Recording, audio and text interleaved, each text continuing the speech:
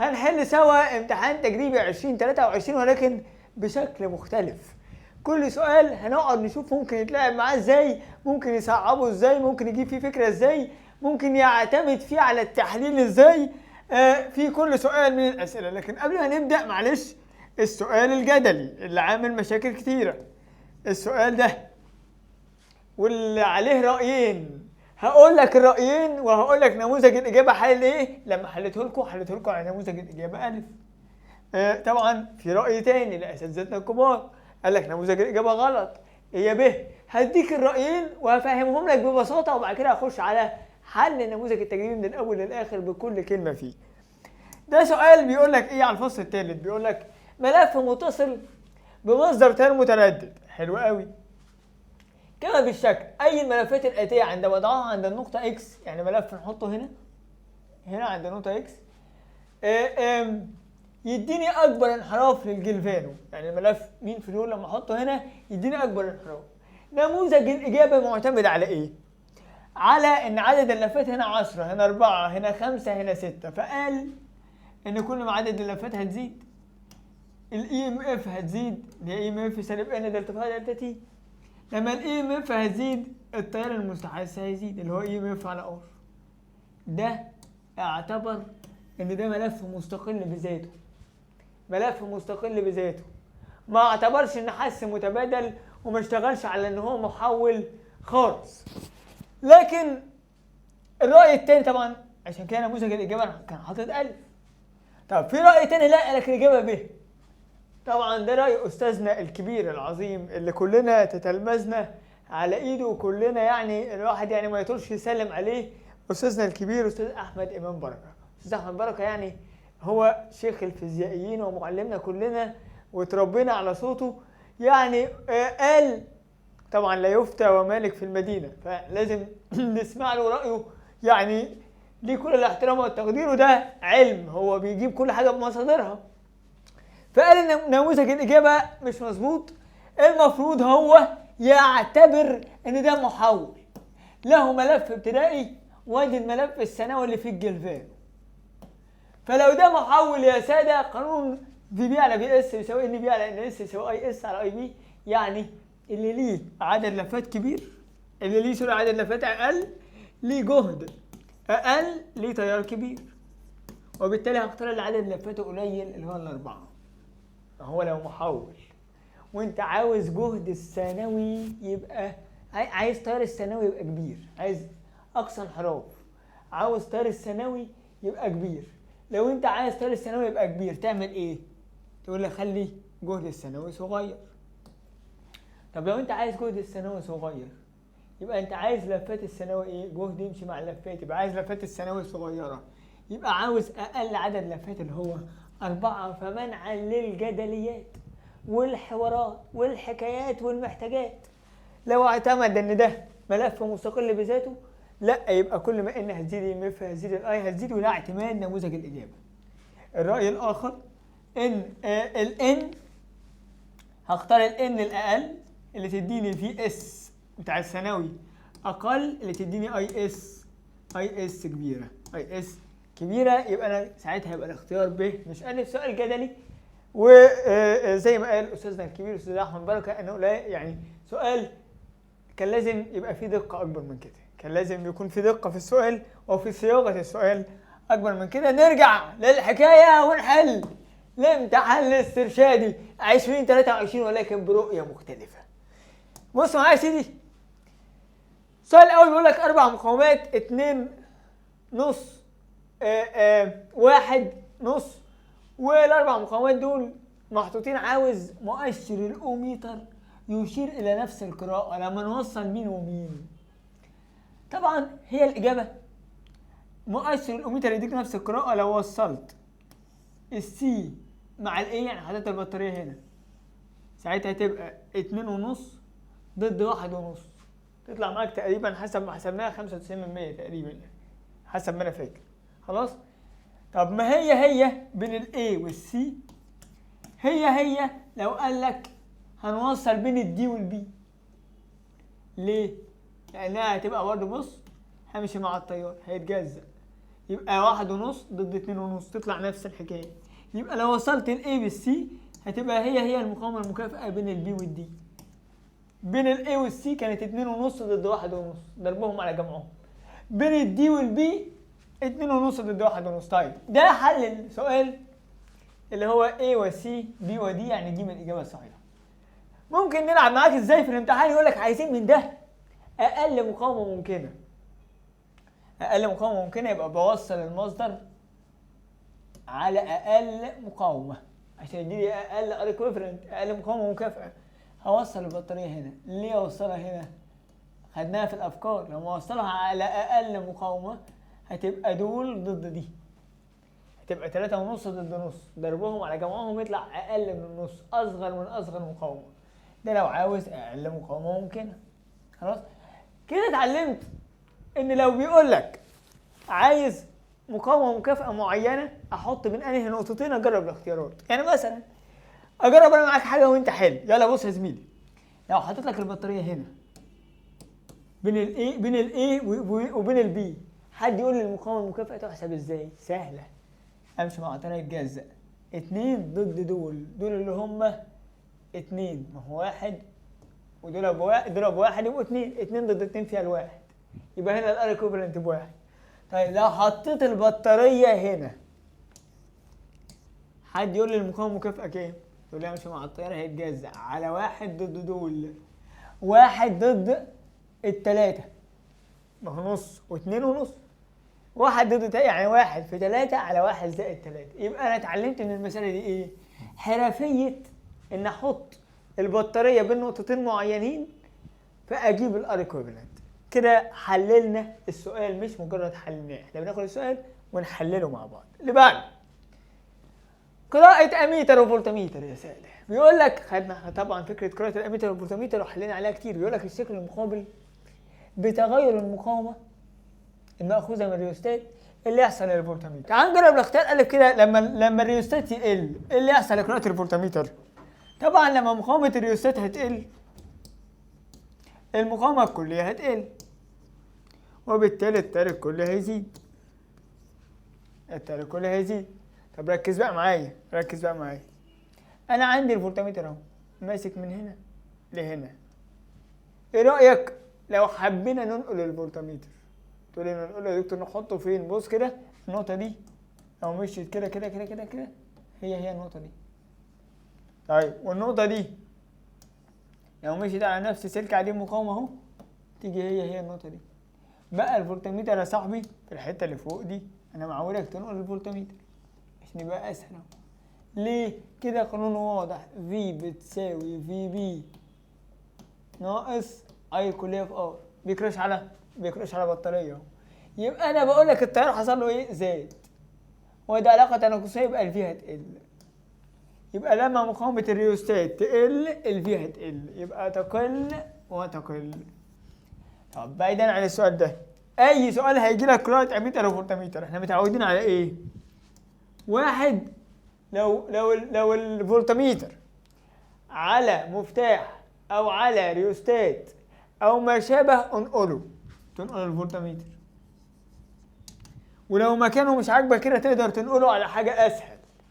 ومعودك تنقله ازاي؟ تمشي كده على سلك عديم مقاومة لغاية ما تيجي عند حاجة وتحط النقطة. طيب بعد كده تشوف ايه اللي حصل للار توتال. بعد كده ايه اللي حصل للاي توتال. بعد كده هتكتب القانون بتاع الفولتميتر وتشوف ايه اللي حصل للفي. 4 خطوات اهي واتدربنا عليها في الجزء بتاع الشرح. طب خلي بالك بقى لو ار سمول هنا بصفر تبقى الفي ثابته. ما هي دي حاله الثبوت. لو ار سمول بصفر خلاص، ار سمول بصفر تبقى هنا حاله ثبوت. انا عندي هتبقى في الفي اللي هنا اسمها في والفي اللي هنا اسمها في، ما الفي ثابته على التوازي. ده لو ار سمول بصفر كنت بغني لك اقول لك ار سمول بصفر العب على في، وار سمول برقم او لها قيمه العب على اي. هنا انا لعبت على اي عشان ار سمول دي لها قيمه. خلاص. فطبعا لو ار سمول بصفر تبقى دي حاله ثبوت. احنا بنحلل المساله وطريقه ازاي تعرف قراءه الاجهزه دي احنا اتفقنا عليها وعملنا ال4 خطوات واشتغلنا عليها كتير قوي. اللي جاي برضه هنحل السؤال بعد كده هنحلله. هو بيقول لك ايه؟ مين في دول صحيح بالنسبة لقيمة اي 1 واي 2 واي 3 ومديك قيم الايات فيها 1 و2 و3. طيب انت ممكن تقول ايه؟ ان لو دي اسمها ار ودي اسمها 2 ار، فلو الاتنين ار دي اخدت 1 امبير يبقى الار دي هتاخد 2 امبير، ما هي دي مقاومة نص الاتنين تاخد تيار ضعفها، ساعتها يبقى التيار الكلي 3 امبير. برافو عليك. انا بوزع التيار في التوازي بعكس المقاومات. يبقى انا عندي لو الاتنين ار اخدت 1 امبير يبقى الار تاخد 2 امبير، يبقى التيار الكلي 3 امبير. حلو قوي. يبقى لو اي 1 ب 3 امبير ساعتها اي 2 تبقى ب 2 امبير، يبقى لو اي 1 ب 3 امبير تبقى اي 2 ب 2 امبير. حلو قوي. لو كان مديك بقى قيمة الارات دي بقيم، كنت تقدر تقول ان اي الكلية بتساوي في بي الكلية على كل الارات، على ار ايكوفالنت زائد ار سمول. خلاص. طب في بي الكلية كنت هعمل ايه؟ اطرح الفي بيتين دول من بعض. خلاص. ومين ناقص مين؟ واضح مين الكبيرة ومين الصغيرة. بص كده، دي داخل لها التيار تبقى دي بتشحن، دي الصغيرة تبقى دي الكبيرة اللي طالع منها التيار. كنت هقول ان الاي بتساوي اي اللي هي 3 امبير، اي الكلية بتساوي في بي الكلية اللي هي كام؟ حد يقول لي؟ برنس يا ابني، 12 ناقص في بي كبير ناقص الصغير على كل الارات. كنت ساعتها هجيب حاصل ضربهم على حاصل جمعهم. خلاص. واشوف لو في ارات سمول احط ار ايكوفالنت زائد ار سمول، يعني لو دول عندي كنت هقدر اجيب قيمه الفي بي بالشحن والتفريغ. دي بتشاور لي على حاجه، اللي فاهم برنس بتشاور لي على مسائل الشحن والتفريغ. فتعالى كده نتخيل مثلا ان الار دي، معلش انا بحلل انا مش بحل، تعالى نتخيل مع بعض ان الار دي ب 3 اوم والاتنين ار دي ب 6 اوم. وتعالى نحل المسألة وسيبك من كل الاختيارات دي يرجعوا بيها، انا هحل على انها المسألة كده. وبيقول لك قول لي اي 1 واي 2 واي 3 وفي بي. حاضر. ال 3 اوم وال 6 اوم، لو ال 6 اوم اخدت 1 امبير حسب الاختيارات اللي عندي اللي فيها 1 و2 و3، ساعتها دي هتاخد 2 امبير، ساعتها ده هيبقى 3 امبير. حلو قوي. طيب ساعتها هقول ايه بقى؟ انا عايز اقول ان اي الكليه بتساوي في بي الكليه على ار ايكوفالنت زائد ار سمول. حلو الكلام. ركز معايا. اي الكليه بكام؟ ب3. في بي الكليه بكام؟ عباره عن 12 ناقص في بي، ما هي دي اللي بتفرغ اللي طالع منها السهم، ودي اللي بتشحن، ما هو مديك السهم اهو. يبقى 12 ناقص في بي. طب على كل الارات هعتبر يا سيدي ان هنا ار سمول بصفر وهعتبر ار سمول هنا بصفر. ده انا بعتبر بحط انا ارقام. تبقى هنا كام؟ 6 ضد 3 فيها الاثنين، دي ار ايكوفالنت زائد ار سمول هي صفر، طرفين في وسطين، 2 في 3 ب 6. تبقى ال6 بتساوي مين بيساعد؟ 12 ناقص في بي، 12 ناقص في بي. دي تروح هناك ودي تيجي مكانها، تبقى الفي بي بتساوي 12 ناقص 6، يعني 6 فولت. اللي هو كان حاططها لك دي اللي هي 6 فولت. ماشي. كان ممكن يزود طلبات تاني، يقول لك هات لي، لو مثلا هات لي قراءة الفولتميتر ده وقراءة الفولتميتر ده. خلاص. طبعا هي كده عشان ار سمول بصفر فتطلع القيمة هي يعني دي 6 فولت ودي 12 فولت. لكن لو ار سمول بقيمة هقول البطارية دي بتفرغ، قانونها في بي بتاعتها ناقص اي ار سمول بتاعتها، لكن دي بتشحن في بي بتاعتها زائد اي ار سمول بتاعتها اللي هي مسائل الشحن والتفريغ. يبقى هو ممكن يكون بيشاور لك، انا بقول ممكن محدش يقف في الامتحان ولا بنتوقع، احنا بنحلل الاسئله. ممكن يكون بيشاور على الشحن والتفريغ. اللي بعده عاوز يخلي المقاومه المكافئه كلها ب5. نحط الارات ازاي؟ طيب تعالى نحلها عاديه بعد كده نحلها بالطريقه بتاعه التحليل. علشان تعرف تخلي المقاومه المكافئه كلها ب5 يبقى انت لازم حضرتك هنا تعمل ايه؟ لازم تعرف ايه المقاومات اللي عندك. انت عند حضرتك مقاومة باتنين ونص، تمام، وانت عايز الكلي يبقى 5. طب هنجرب، تعال نجرب الاختيار ب. ار واحد بواحد اوم، وهنا 9 اوم، وهنا 2 اوم، لا ار 3 ب2 اوم، ودي ب8 اوم. ساعتها تعال نجيب الار ايكوفالنت كده نشوف هيطلع بكام. ار ايكوفالنت بتساوي، يلا 1 ضد 9 تبقى 1 في 9 على 1 زائد 9. طيب دي 2 ونص اهي معاهم، 8 في 2 على 8 زائد 2. حسب المقاس الجمع دي تطلع بكام؟ ب9 من 10 زائد 2 ونص زائد 1 و6 من 10، تطلع معاك ب5 اوم. يبقى هي دي فعلا الاختيار الصحيح اللي هيطلع لي مقاومة مكافئة بكام؟ ب5. هنا معلش عايز انا احور في المسألة شوية. لو هو عايز يصعب مسائل المقاومة المكافئة يعمل ايه؟ يربط الفص الاول، ودي اللي هعلمها لك في اخر فيديو اللي هيبقى فيه اسمه اخر كلام، اسمه اخر كلام، ويربط البطارية كده ويحط يربطها بالفص الثامن ديودات. يعني لو انا حطيت لك كده مثلا، حطيت لك هنا اللي كنا قايلين هنا كام؟ ادي 1 اوم، وادي 9 اوم، وادي هو كان جايب لك المسألة بكل مقاوماتها، وادي هنا 2 اوم، وادي هنا 8 اوم، وراح عامل لي ديود كده اهو هنا، وعامل لي ديود كده اهو هنا. بص كده مبدئيا عايزين نعرف توصيل امامي ولا عكسي. الموجب جه هنا وخبط سالب، خبط السالب اهو، خبط الان، خبط الان. طيب يبقى ده توصيل عكسي، يبقى دي كانها مفتاح مفتوح لا يمر بها تيار، يبقى كاني هحوش الحته دي بقت مفتوحه لا يمر بها تيار. انا بحلل الموضوع، بعمل منها سؤال تاني. طيب هنشوف دي كده، انا ماشي مع تيار اهو رايح كده، هخبط المثلث اهو بتاع البي، لا يبقى ده توصيل امامي، يبقى تفضل زي ما هي. ساعتها همشي مع التيار يعدي على 1، يبقى ساعتها هتبقى المقاومة المكافئة عبارة عن كام؟ عبارة عن 1 زائد 2 ونص هنعدي عليها، تمام؟ زائد دول نجيب لهم حاصل ضربهم على حاصل جمعهم، 2 في 8 على 2 زائد 8 فيها 1 و6 من 10، وراح مجمع دول. راح مجمع دول، جميل؟ جميلة الفكرة. يبقى ممكن يربط لي ما بين توصيل المقاومات وما بين الديود، ما بين توصيل المقاومات وما بين الديود بتاع الفصل الأخير اللي بعد. مسألة كيرشوف عادية جدا. أي مسألة كيرشوف ارسم المسار، هوبا برافو الناس اللي بتقول معايا، وزع التيار سيجما في بي بتساوي سيجما اي ار على السريع اهو معاك. ارسم المسار باربع اسهم، ادينا رسمته باربع اسهم. يلا الدايره بتظبط اسهم الدايره، السهم ده نازل اهو، ده ماشي كده، ده نازل اهو رسمهولي كده، ده طالع يبقى عامل كده. رسمت المسار.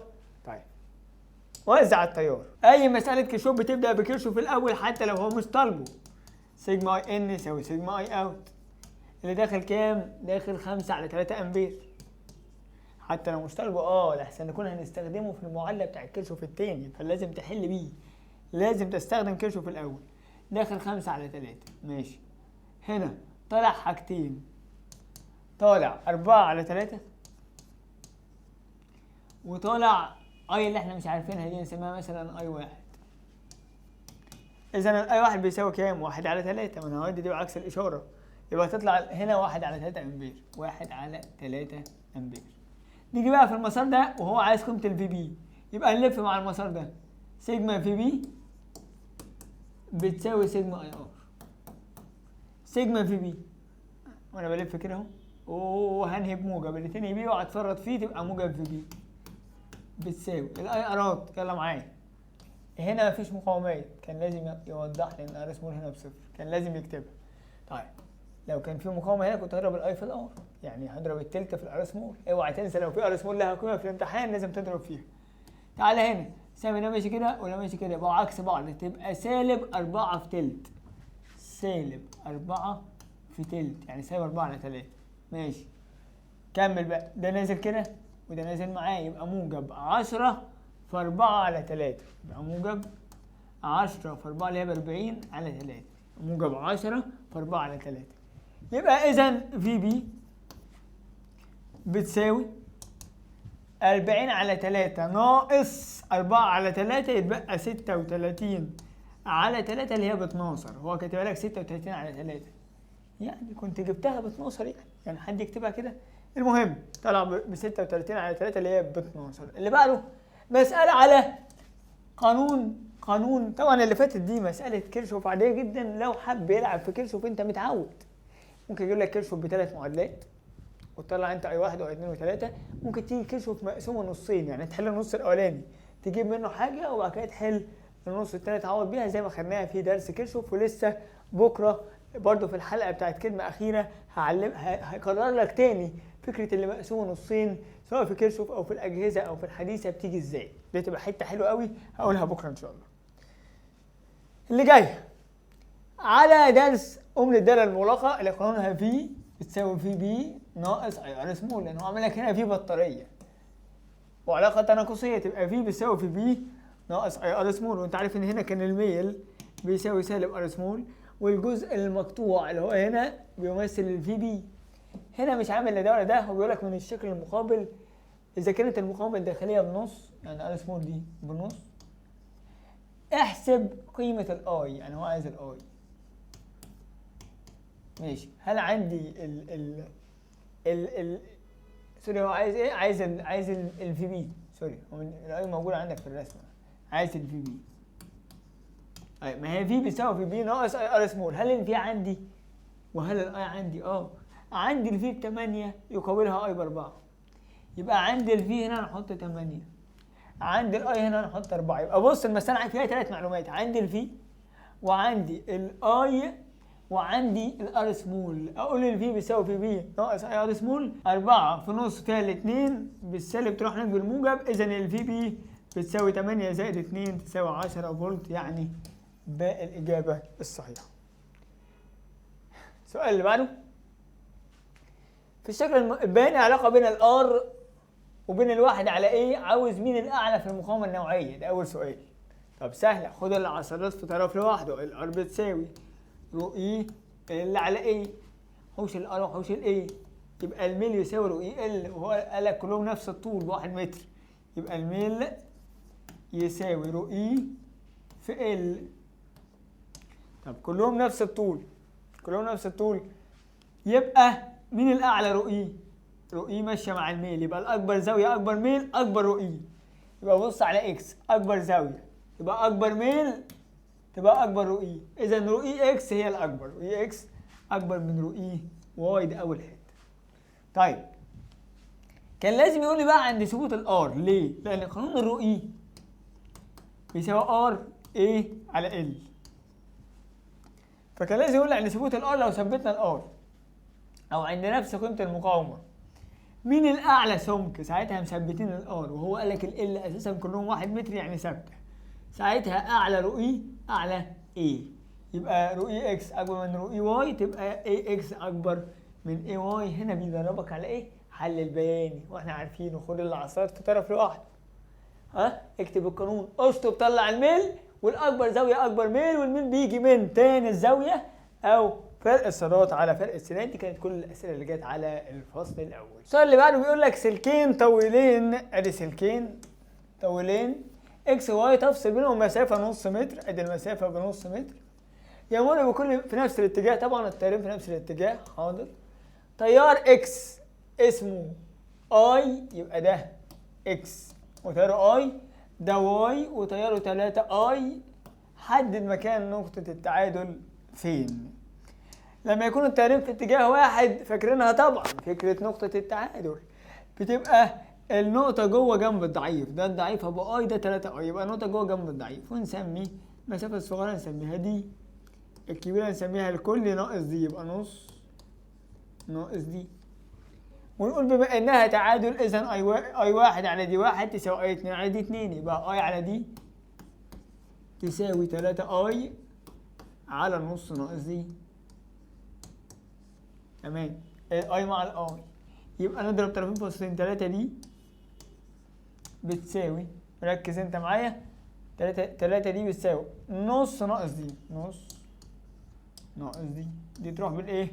بالموجب يبقى 4 دي بيساوي نص. إذا الدي بتساوي نص على الأربعة، يعني 125 من 1000. طيب يبقى المسافة دي اللي هي دي 125 من 1000 متر. طب الباقي كام؟ أقول نص ناقص 105، ما هي هنا نص ناقص دي، يبقى نص ناقص 125 من 1000 تطلع معاك 375 من 1000. من غير ما أبص على اختيارات أقول إذا النقطة تبعد مسافة 125 من 1000 عن السلك إكس، وتبعد المسافة 375 من 1000 عن السلك واي. تبعد 125 من 1000 عن السلك إكس، يعني دي من الإجابة الصحيحة. خلاص اللي بعد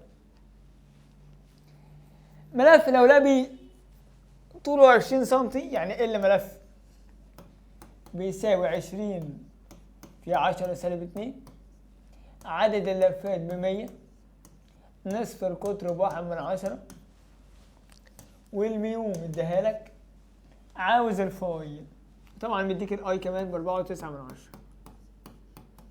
سؤال تعويضي سهل جدا، بس طبعا هو سؤال فيه يعني خطأ، لازم يكون الملف طويل اطول من كده ونصف قطره صغير عشان ينطبق عليه قانون البي حلزوني. بس ده براك انت كطالب، انت بتحل بقوانينك عادي.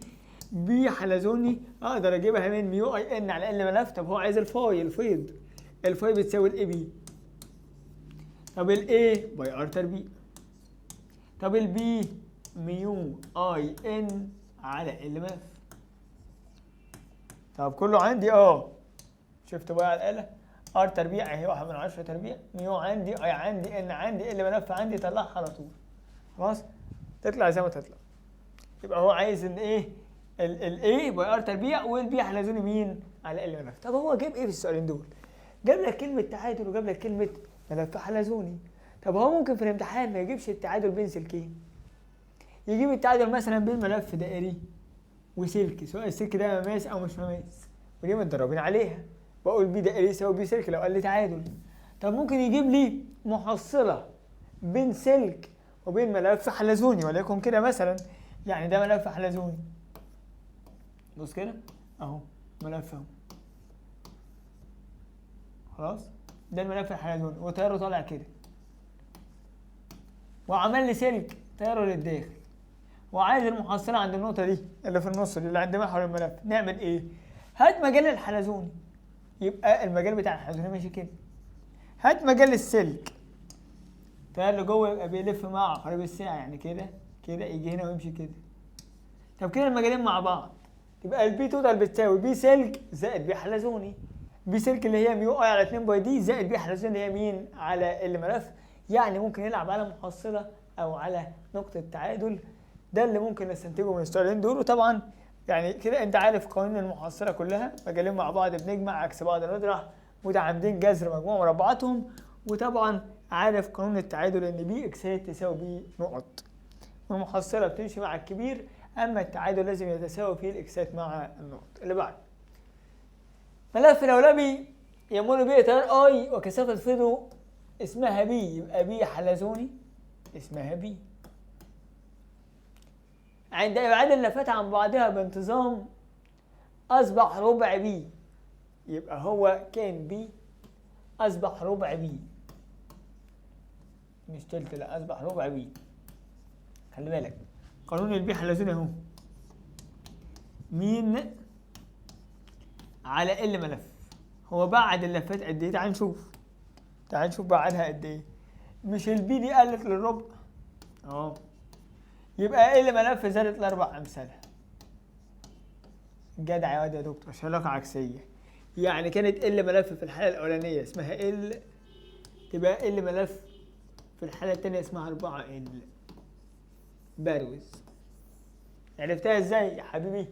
البي قلت للربع، كانت بي بقت ربع بي، يبقى ال ملف زادت ل4 امثالها. نقول لك ابعدت اللفات، يعني طول الملف زاد ل4 امثاله. ماشي. بيقول لك فاذا تم اعاده كثافه الفيض الى قيمتها الاولى بي بزياده التيار بمقدار 3 امبير. يعني خلي بالك اي واحد كان اسمها اي 2 اسمها اي زائد 3.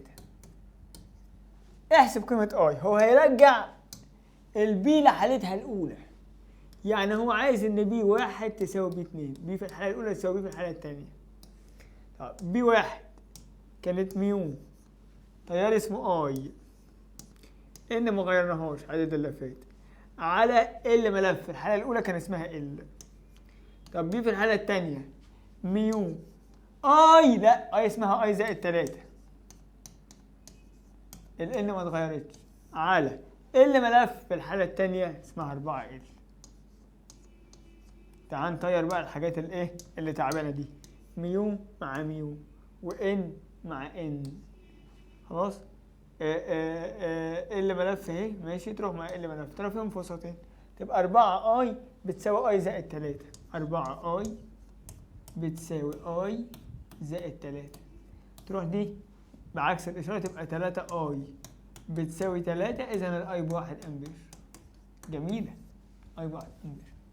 فكرتها فين؟ في الحته الاولى. يبقى لازم علمنا ان في علاقات هنا.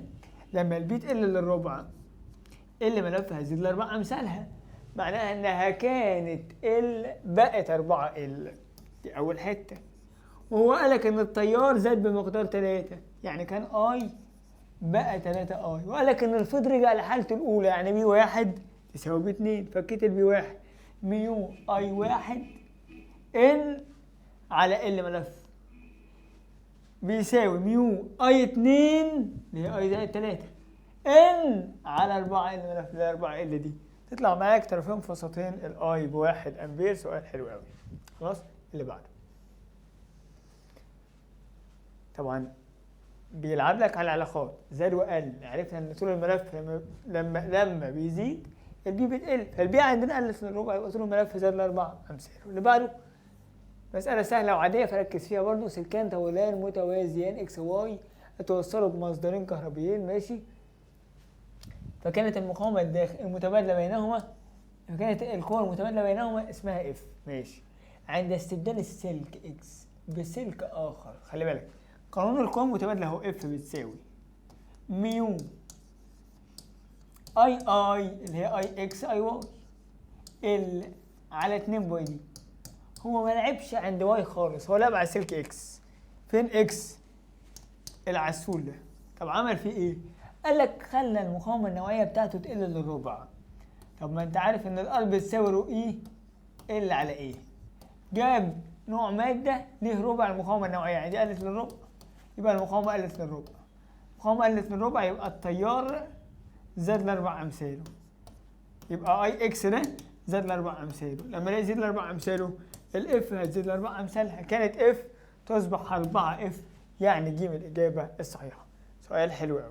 بعده سؤال على عزم الازدواج. مديك الطول والعرض، ممكن تجيب منهم المساحة ايه اللي هي 1/10 في 5%، وعدد اللفات ب50، ومديك الفيض اللي هو الاي بي على بعضهم. الاي بي ب10 سالب 3، خلاص. ومديك الاي ب2 امبير، بس يقول لك الملف عمودي على المجال، تبقى العزم بكام؟ صفر. ما هو العزم عظمى موازي. قانون العزم يا صديقي تاو بتساوي بيان ساين سيتا بين الملف والعمودي على المجال، او المجال والعمودي على الملف، او اتجاه المجال واتجاه عزم ثنائي القطب، لان عزم ثنائي القطب هو العمودي على الملف. قلتها في الشرح. هو مديك ان الملف عمودي، يبقى لو انا عامل ده المجال وده العمودي على المجال، الملف قال لك عمودي على المجال اهو، ده الملف. طب انا باخد زاويه بين الملف وبين العمودي على المجال، يبقى زاويه صفر، تطلع التاو كلها بصفر. بس خلي بالك ممكن يلعب معاك ايه في الامتحان، ممكن ما يجيبوش عمودي. لو جابوا موازي تبقى بيان بس. طب جابوا مايل، ركز على الزاويه، ازاي باخد الزاويه بين مين ومين؟ بين الملف، سمع جدع، والعمودي على المجال. ملف والعمودي على المجال، او الملف وعزم ثنائي القطب، لان عزم ثنائي القطب هو العمودي على المجال. طب لعبه تاني غير السيتا، ممكن يديك الام دي، بحوش الايام دي واحط مكانها ام دي، يبقى القانون معاك تاو بتساوي بي ام دي ساين ثيتا مع العمودي. دي العاب. ممكن يبقى هو طالب الزاويه مع المجال، تروح انت تحل بالقانون تجيب الزاويه مع العمودي على المجال، كده انت جبت الزاويه مع العمودي اللي هي الزاويه اللي في القانون، تطرحها من 90 تجيب الزاويه مع المجال. انا بحلل معاك السؤال بقول لك ممكن يجيب ايه. اللي بعده فولت متر، مقاومته لسه مفيش اي تعديل، يبقى دي ار جي ب 40 والتيار اي جي 1/10. ركز، احسب المضاعف ار ام التي تجعله يقيس اقصى فرق جهد 100 فولت. يبقى ده في الكليه لان بعد التعديل جهد بعد التعديل في. تمام، عندي ار جي واي جي وفي، عايز الار ام. ار ام بتساوي غان يا باشا في ناقص في جي على اي جي. فك الفي جي الى اي جي ار جي اهي، اي جي ار جي كله عندك الفي 100 اي جي في ار جي اضرب 1/10 في كام؟ في 40 على اي جي اللي هي 1/10 تطلع معاك بكام؟ تطلع معاك ب 960 طبعا توصل على التوالي. كان ممكن يلعب ايه؟ يقول لك ان الجهد زاد بمقدار، فاكر انت لو زاد الى الضعف يعني كان في بقى 2 في، لكن زاد بمقدار الضعف يبقى كان في، زود انت عليه 2 في يبقى 3 في. كلمة زاد الى وزاد بمقدار دي مهمة جدا جدا جدا ولعبنا عليها كتير جدا. ده كان سؤال ما فيهوش حاجة على قانون الار ام العادي. ده سؤال ياخد نجمة، سؤال حلو قوي. بيقول لك اي الاختيارات الاتية يمثل الترتيب الصحيح للقوى المغناطيسية المؤثرة على وحدة الاطوال من كل سلك. يعني عايز نجيب اف لكل واحد من دول ونشوف مين اللي ليه اف كبير. طبعا ينفع تمسك كل سلك بس هتطول قوي يعني. عايز تجيب القوة بتاع الذات، يبقى لون ذات حدد السلك اللي هيتأثر. اجيب القوة منه للسلك الاول مقدارا واتجاها، يبقى اجيبها ازاي؟ دول بينهم قوة تجاذب، يبقى الذات ده هيروح كده منه ده يبقى ميو اي ال على 2 باي دي. هو اعتبره ال وحدة الاطوال يعني واحد.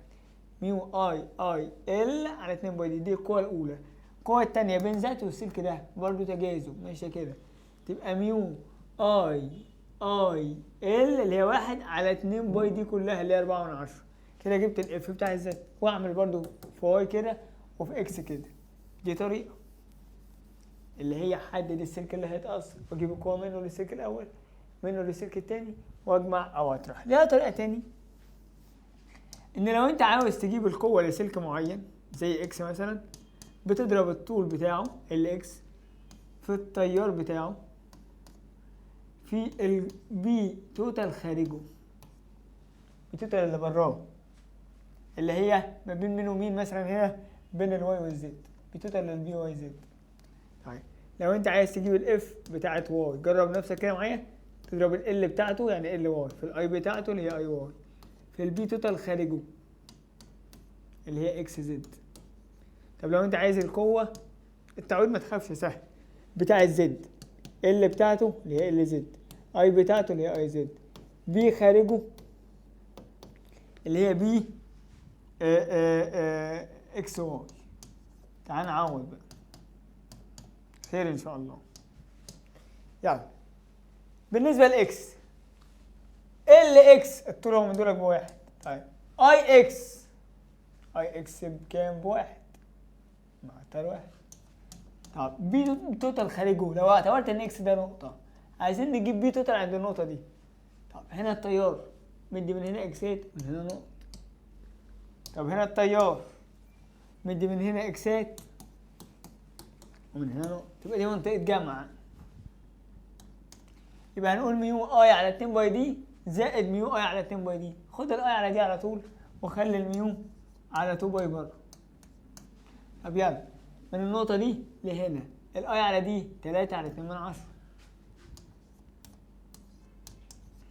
طب الاي على دي من هنا لهنا تبقى 2 على 4/10. يلا جمعهم على الآلة. خلاص هنجمعهم لك على الآلة في الآخر. تعال نشوف بقى اللي بعديها. عاوز القوة بتاعت واي، نحوش ده كده اهو عايزين القوة بتاعت واي. فين واي؟ جميل اهو. يبقى اضرب ال بتاعته في الاي بتاعته. ال بتاعته بواحد، كلهم طولهم واحد. اي بتاعته بتلاتة. يلا في البي توتال بتاعت الاكس زد، يبقى هعتبر ان واي ده نقطة، مبقاش السلك في عيني خلاص. ممكن احوشه كده من عيني عشان يبقى سهل عليا. بص اهو بقى الواي ده نقطة. دلوقتي عايزين نجيب بي توتال عند النقطة. طيب نشوف السلكين. السلك ده مدي من هنا اكسات ومن هنا نقط، السلك ده مدي من هنا اكسات ومن هنا نقط، دي منطقة طرح. يبقى نحط هنا سالب، تبقى ميو اي على 2 باي دي ناقص ميو اي على 2 باي دي. يبقى خلي الميو على 2 باي بره. اللي مركز برنس من هنا لهنا الاي بكام؟ ب 2 امبير والمسافة 2 من 10، يبقى 2 على 2 من 10. طب من هنا لهنا 1 على 2 من 10، 1 على 2 من 10 بس. ونطلع كل ده على الآلة. يعني شوف اللي بعده. عايزين القوة بتاعت زد. أي سلك في العالم عاوز قوته. ال بتاعته في الاي بتاعته في البي خارجه، ال بتاعته بواحد، اي بتاعته باتنين. بي خارجه هعتبر ان السلك بتاع الجميل ده كأنه نقطة، واشوف البي توتال عند النقطة دي اهي نقطة. السلك ده مديها من هنا اكسات ومن هنا نقطة. طب السلك ده مدي من هنا اكسات ومن هنا نقطة، يبقى عندها نقط ونقط، يبقى دي منطقة جمع. يبقى ميو اي على 2 باي دي زائد ميو اي على 2 باي دي. خدت ميو على 2 باي عامل مشترك وانا عندي منطقة جمع. طب يلا الاقرب 3 على 2 من 10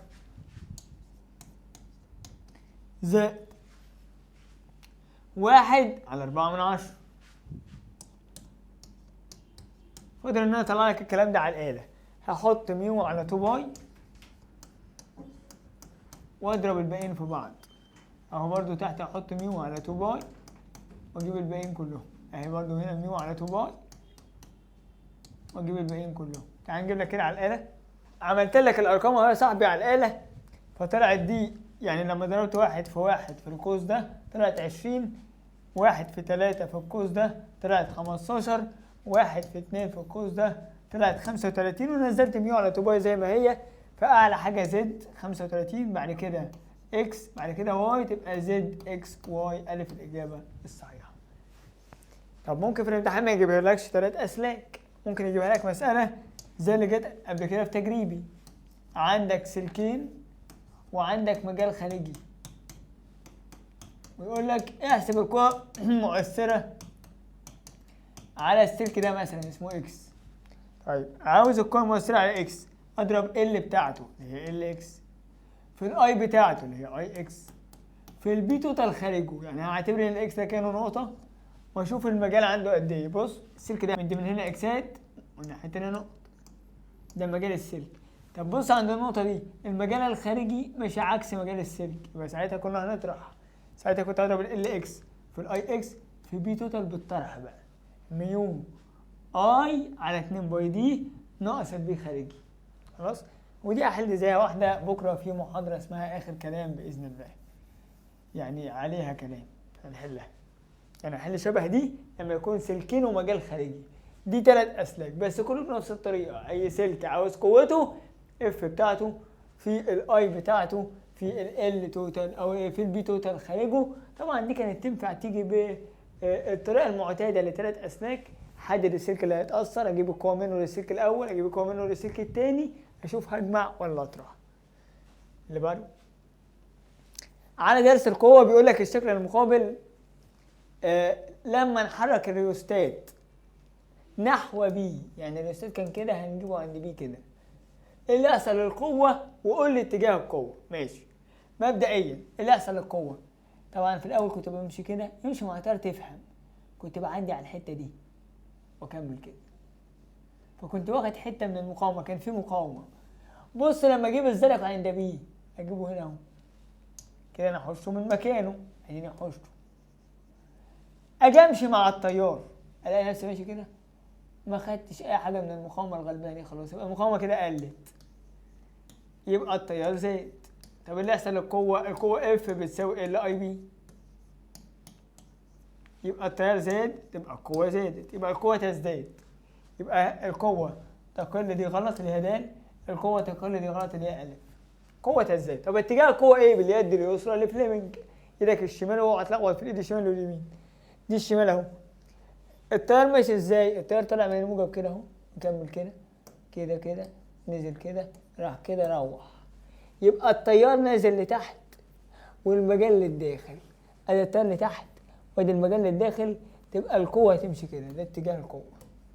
طب مقتربة من البطارية ولا مبتعدة؟ مبتعدة عن البطارية، يبقى القوة تزداد، ومبتعدة عن العمود الكهربي، يبقى باقي الإجابة صحيح. هنا بيعتمد على قيمة القوة اللي هي لب ساين سيتا، سيتا بين السلك والمجال، وبيعتمد على اتجاه القوة اللي هي اليد اليسرى لفليمنج، قوة مجال تيار. سؤال على الاميتر، سؤال سهل جدا، بديك الاي جي والار جي، ادي الاي جي وادي الار جي. ما قيمة المجزئ لكي يصبح الاي الكلية بواحد امبير؟ يبقى دي الاي، عندي اي جي وار جي واي، عايز الار اس، ار اس تساوي غني بابا اي جي ار جي على اي ناقص اي جي. اي جي ار جي اللي هي 10 في 10 سالب 3 عشان دي بالملي، ادي اي جي، في الار جي اللي هي 9 و9 على اي ناقص اي جي، يعني 1 ناقص 10 في 10 سالب 3. ارمي على الآلة، هات قيمة الار اس، تطلع معاك كام الار اس؟ من هناك على السريع اهو، اي جي في ار جي اللي هي 1 من 1000، 1 من 100، 10 في 10 سالب 1 من 100 في 9 و9 على 1 ناقص 1 من 100، تطلع معاك ب1 من 10، يعني باقي الإجابة الصحيحة. اللي بعده هانت خلاص. مقسومة نصين، ركز معايا بقى. أوميتر مقاومته الكلية 3000، يبقى دي ار اوميتر، يعني ار الكلية للجهاز، ار الكلية للجهاز بكام؟ ار الكلية للجهاز ب 3000. انحرف بزاوية سيتا، وعند توصيل طرفيه بمقاومة اسمها ار واحد، يعني هنا ار اكسترنال اسمها ار واحد، ما هو ده اللي بتتوصل في الطرفين، ما هو ده الجهاز، ده الجهاز بتاع الاوميتر، ليه طرفين كده اهو. لو انت فاكر كنت برسم كده، بحط هنا الار اكسترنال، هو قال لك الجهاز ب 3000 اوم، حط ار اكسترنال اسمها ار واحد، فانحرف الى تلت سيتا، يبقى هنا الانحراف بتلت اللي هي اي على اي جي، الانحراف بتلت. تعالى نقف لحد هنا، حل النص ده، عايزين قيمة ار واحد دي، قيمتها كام؟ الانحراف بيساوي، اللي هي تلت بيساوي، القانون ده مهم جدا جدا، لازم هيجي. الانحراف بيساوي ار جهاز على ار خارجية زائد ار جهاز، ار جهاز ب 3000 على ار خارجية زائد ار جهاز، ار خارجية اسمها ار واحد زائد ار جهاز اللي هي 3000، طرفين في وسطين، هتطلع ار واحد بتساوي 6000 اوم، 6000 اوم. طيب ركز بقى، لسه شغالين على نفس الجهاز ده ابو 3000. قال لك لما حطينا مقاومه بقى اسمها ار 2، يبقى هنا ار اكسترنال اللي هتتحط اسمها ار 2، انحرف الى ربع سيتا، يبقى الانحراف بربع، يبقى ربع بيساوي ار جهاز على ار خارجيه زائد ار جهاز، ار جهاز ب 3000، ار خارجيه عايزينها اسمها ار 2 زائد ار جهاز اللي هي 3000، يبقى طرفين في وسطين، تطلع ار 2 معاك ب 9000 اوم، يبقى الاولى 6000 والثانيه 9000، ولازم في الامتحان تغني الانحراف بيساوي ار جهاز على ار خارجيه زائد ار جهاز. طب ممكن بمناسبه ان هو جاب لك سيره سيتا على 3 او سيتا على 4 يلعب لعبه ان هو يديك المؤشر عامل كده، يديك الزاويه دي كلها، وليكن الزاويه دي مديها لك ب 60، وبيقول لك ان المؤشر انحرف بزاويه كده اسمها 20، وكانت ار جهاز مثلا بتساوي 3000. احسب ار الخارجيه، هتقول لي فين الانحراف ده؟ مديني زاويه، الانحراف الزاويه اللي انحرفها على الزاويه الكليه، انحرف زاوية 20 على الزاوية الكلية 60، يبقى هو انحرف إلى تلت التدريج. يبقى ساعتها هقول الانحراف اللي هو تلت بيساوي ار جهاز اللي هي 3000 على ار خارجية أنا عايزها زائد ار جهاز اللي هي 3000 وطرفين في وسطين. ممكن يكون بيديني السيتا دي عشان بيشاور على دي، أو بيشاور على المسألة المعتادة اللي هو مثلا عامل لك كده تدريج، هنا الاي بصفر وهنا اعلى اي اللي هو اي جي، عارفينها انتوا طبعا. هو مقسم لك التدريج كده، هيبقى هنا ربع التدريج، نص التدريج، تلات ارباع كل التدريج، وهنا تدريج الارات اهو تدريج الارات.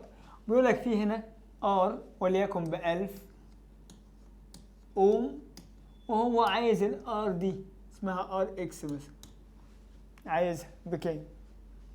سؤال سهل. ليه؟ هتبدأ بهنا، شاور هنا الأول.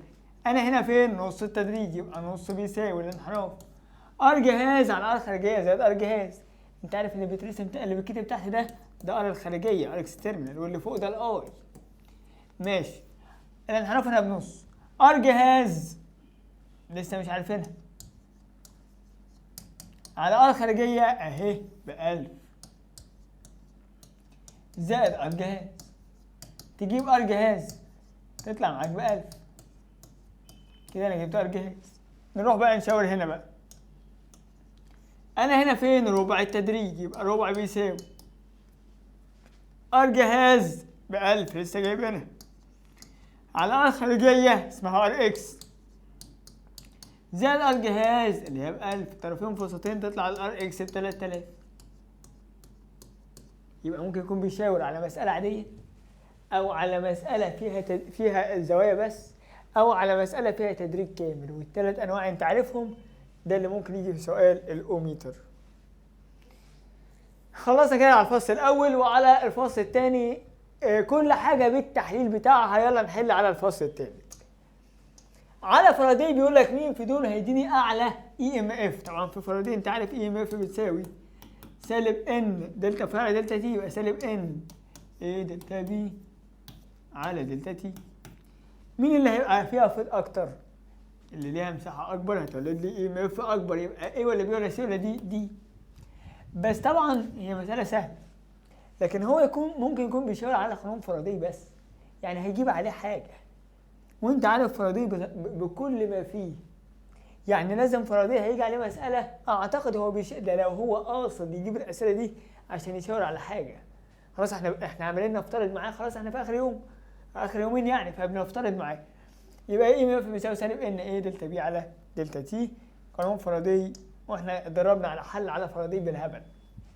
اللي بعده جاب سؤالين على اي ام اف السلك، لا 3 اسئله على اي ام اف السلك. افكرك باي ام اف السلك بالمره عشان يبقى بنشاور عليه بتحليله. يعني اي ام اف السلك كان السالب بقى في ساين سيتا، والسالب يشير الى قاعده لينز. سيتا بين مين ومين؟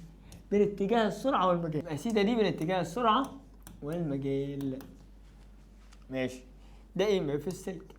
طب لو عايز الاي بيساوي اي مستحث اي ام اف على ار. ما هي اي اصلي في بي على ار، لكن اي مستحث اي ام اف على ار. اي ام اف على ار يعني بقى في ساين سيتا على ار. كان في قانون اشتقناه بتاع القوه، الاف بتساوي بي تربيع ال تربيع في على ار، وده اشتقناه وعرفتك جه ازاي. القاعده المستخدمه هنا اليمنى لفليمنج. لو عندي اتجاه سرعه وفي سلك بيقطع فيض، يبقى ده اليد اليمنى لفليمنج. اللي بعده بيقول لك سلك من النحاس طوله ال، ماشي، سرعته في وعمودي. عمودي يبقى قانون اي ام اف بتساوي بي ال في بس. اي ام اف بتساوي بي ال في. ماشي. كانت كثافته في اسمها بي، والزاويه اللي كان بينحرفها يعني التيار المستحث كان سيتا. ماشي. زادت السرعه الى 2 بي، يعني السرعه دي زادت للضعف، والبي زادت للضعف. خلاص. ايه اللي يحصل للاي ام اف؟ هيزيد ل4 امثالها. طب لما الاي ام اف تزيد ل4 امثالها، التيار هيزيد ل4 امثاله. اذا المؤشر هينحرف ل4 سيتا، لان التيار هنا زاد ل4 امثاله. بدل ما كان مثلا بيدي 1 بقى بيدي 4. يبقى بدل ما كان بيدي سيتا بقى بيدي 4 سيتا، يعني بقى الإجابة الصحيحة. اللي بعده برضه على قانون الاي ام اف بتساوي كله بيرد معايا بلف ساين سيتا، سيتا بين اتجاه السرعة والمجال، اتجاه السرعة والمجال. سلك طوله 2/10 اهو، الطول ب2/10. السرعة 2، السرعة 2 يصنع زاوية 30 مع المجال، يبقى اتجاه السرعة مع المجال 30، هي دي اللي هاخدها 30، انا باخد زاوية من اتجاه السرعة والمجال، يبقى انا ساين 30. كانت كثافته الفيض 4/10. بس ارمي كل ده على الآلة، بي ال في ساين 30 تطلع معاك ب 8/100. 8/100. خلاص؟ سهلة جدا. اللي بعده معلش نحل برضو بتاعة الايه؟ بتاعة السلك. خدنا على اتجاه، خدنا على قيمة الاي ام اف سلك بقى في ساين سيتا، قال لك واحد على الاتجاه بقى. ده هي اليد اليمنى لفليمنج. بيقول لك مين في دول صحيح؟ الاتجاهات صحيحة والإشارات صحيحة. تقعد تجربهم لغاية ما تيجي عند جيم. بص، لو دي سرعة مجال ادي اليمنى لفليمنج، سرعة مجال للداخل، التاني مساحات هيمشي كده. طب هل الموجب والسالب صحيح؟ تعال نشوف. بنعمل ايه؟ مقاومة. ياسر التيار ترى هيكمل كده من الأعلى جهد للأقل جهد في المقاومة. بص كده لو عيني على المقاومة هو ماشي من الموجب للسالب، صح، من الأعلى للأقل في المقاومة. طب اتأكد تاني، في طريقة تانية للتأكيد معلمها لك أنا. حوش حتة من السلك ده يعني هو يعتبر المصدر، وحط بطارية. طب بتتحط ازاي؟ التيار بيبقى طالع من الموجب اهو، طالع من الموجب يلف يرجع للسالب. إذا الA ماسكة سالب صح، الB ماسكة موجب صح. لازم تتعلم تطبق اليد اليمنى لفليمنج بالطريقة دي عشان يجي عليها السؤال ده. لازم بتعمل حركة سرعة مجال تيار مستحث، ترسم التيار المستحث اتجاهه ايه وتحط له مقاومة.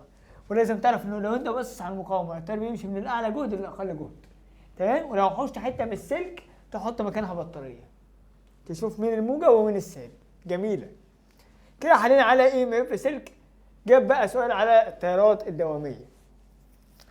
معلومة، التيارات الدوامية انت عارف بتستخدم في افران الحث لصهر المعادن، والتيارات الدوامية دي بتولد طاقة حرارية ينتج عنها حرارة. خدنا انت فاكرها نظري. فانت عاوز في دول ده 20 فولت 20 فولت 20 فولت زي بعض في الفولتات. طب في التردد ده تردد 200، ده تردد 100، ده تردد 60. مين اللي يدينا اكبر تيارات دواميه؟ الاكبر تردد. يبقى دي تاخدها معلومه ان الاعلى تردد يديني اعلى تيارات دواميه. عارف ليه؟ لو عايز تفسرها، لما يكون التردد كبير تغير التيار، معدل تغير التيار بيبقى كبير، فمعدل التغير كبير يولد تيارات دواميه اكتر. حس بقى يعني بيعمل تغير فيض. ما هو التيارات الدواميه بتنتج عن تغير الفيض، فهنا حصل تغير. كل ما التغير بيزيد التيارات الدواميه بتزيد، وبالتالي الحراره بتزيد. يبقى من الاخر كل ما التردد بقى اكبر كل ما تولد التيارات الدواميه اكتر، كل ما الحراره بقت اكبر. يبقى مين الاعلى حراره؟ ابو تردد عالي اللي هو 1، بعديه 2، بعديه 3. 1 2 3 يبقى الف الاجابه الصحيحه. خدها قاعده، التيارات الدواميه دي بتولد حراره. طب انا عايز التيارات الدواميه تكون كبيره، يعني الحراره كبيره، هات تردد عالي، معدل تغير تيار عالي. هات مقاومه نوعيه صغيره فتخلي لي التردد كبير، التيارات تبقى كبيره.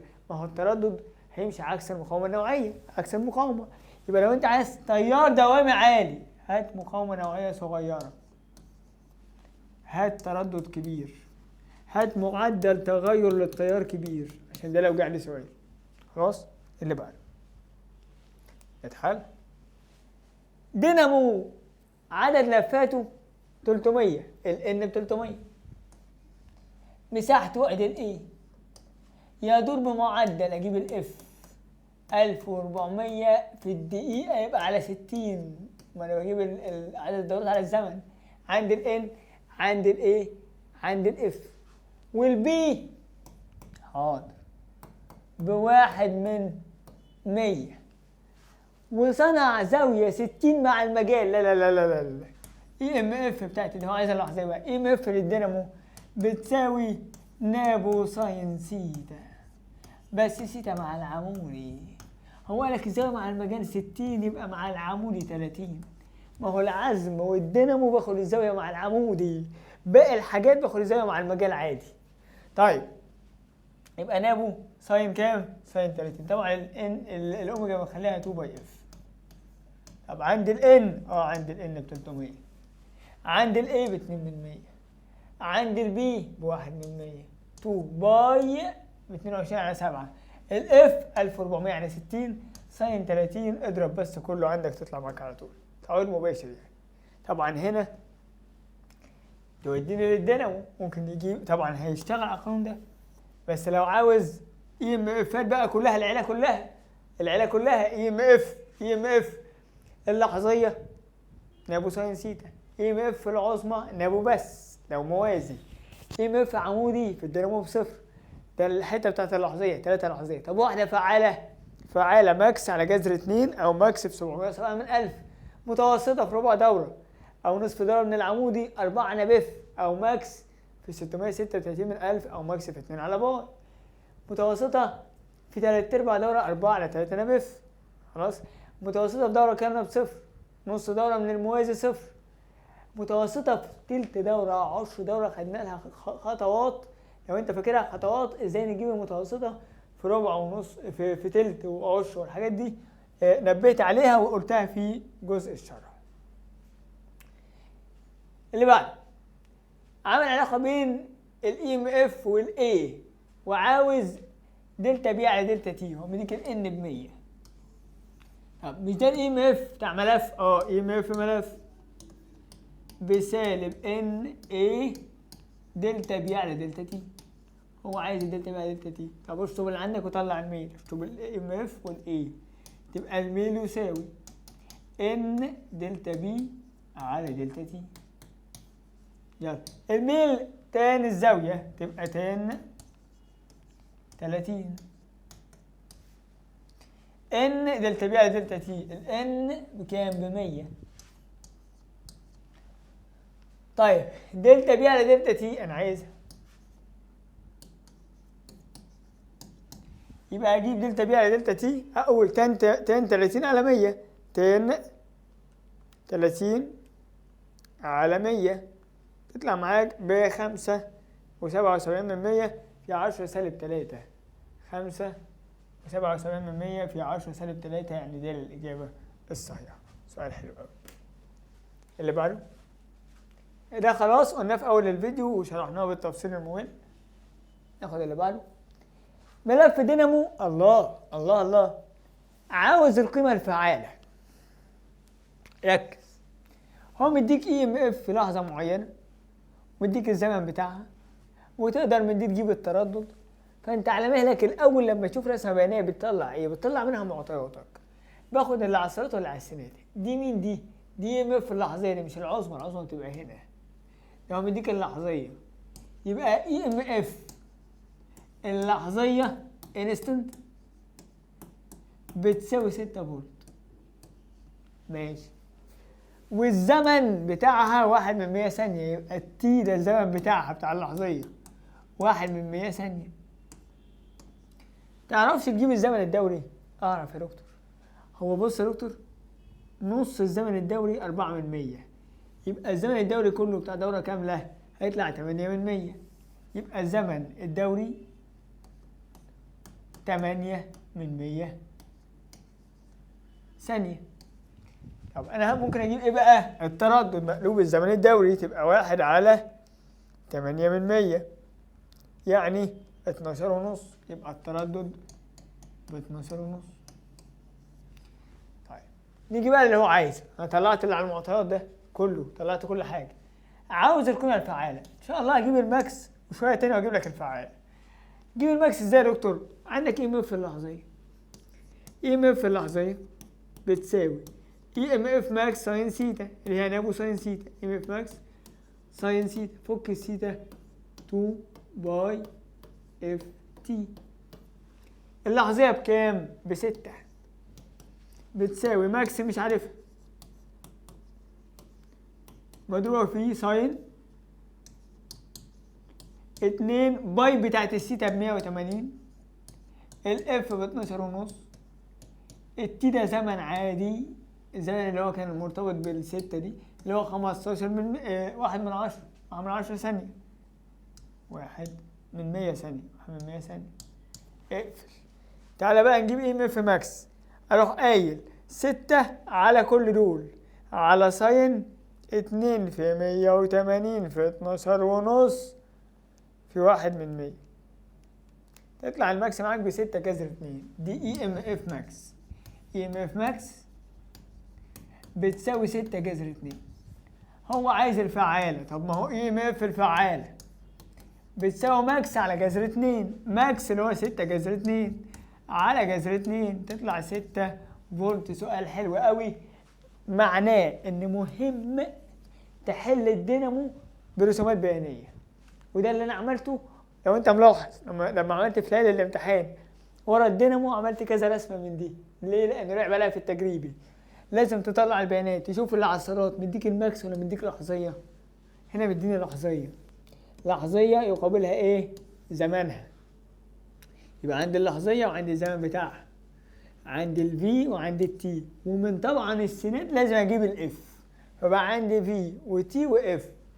من اللحظية جبت الماكس، من الماكس جبت الفعالة. خلاص. ودربتك على كذا نوع من دي لانها مهمة جدا. اللي بعده.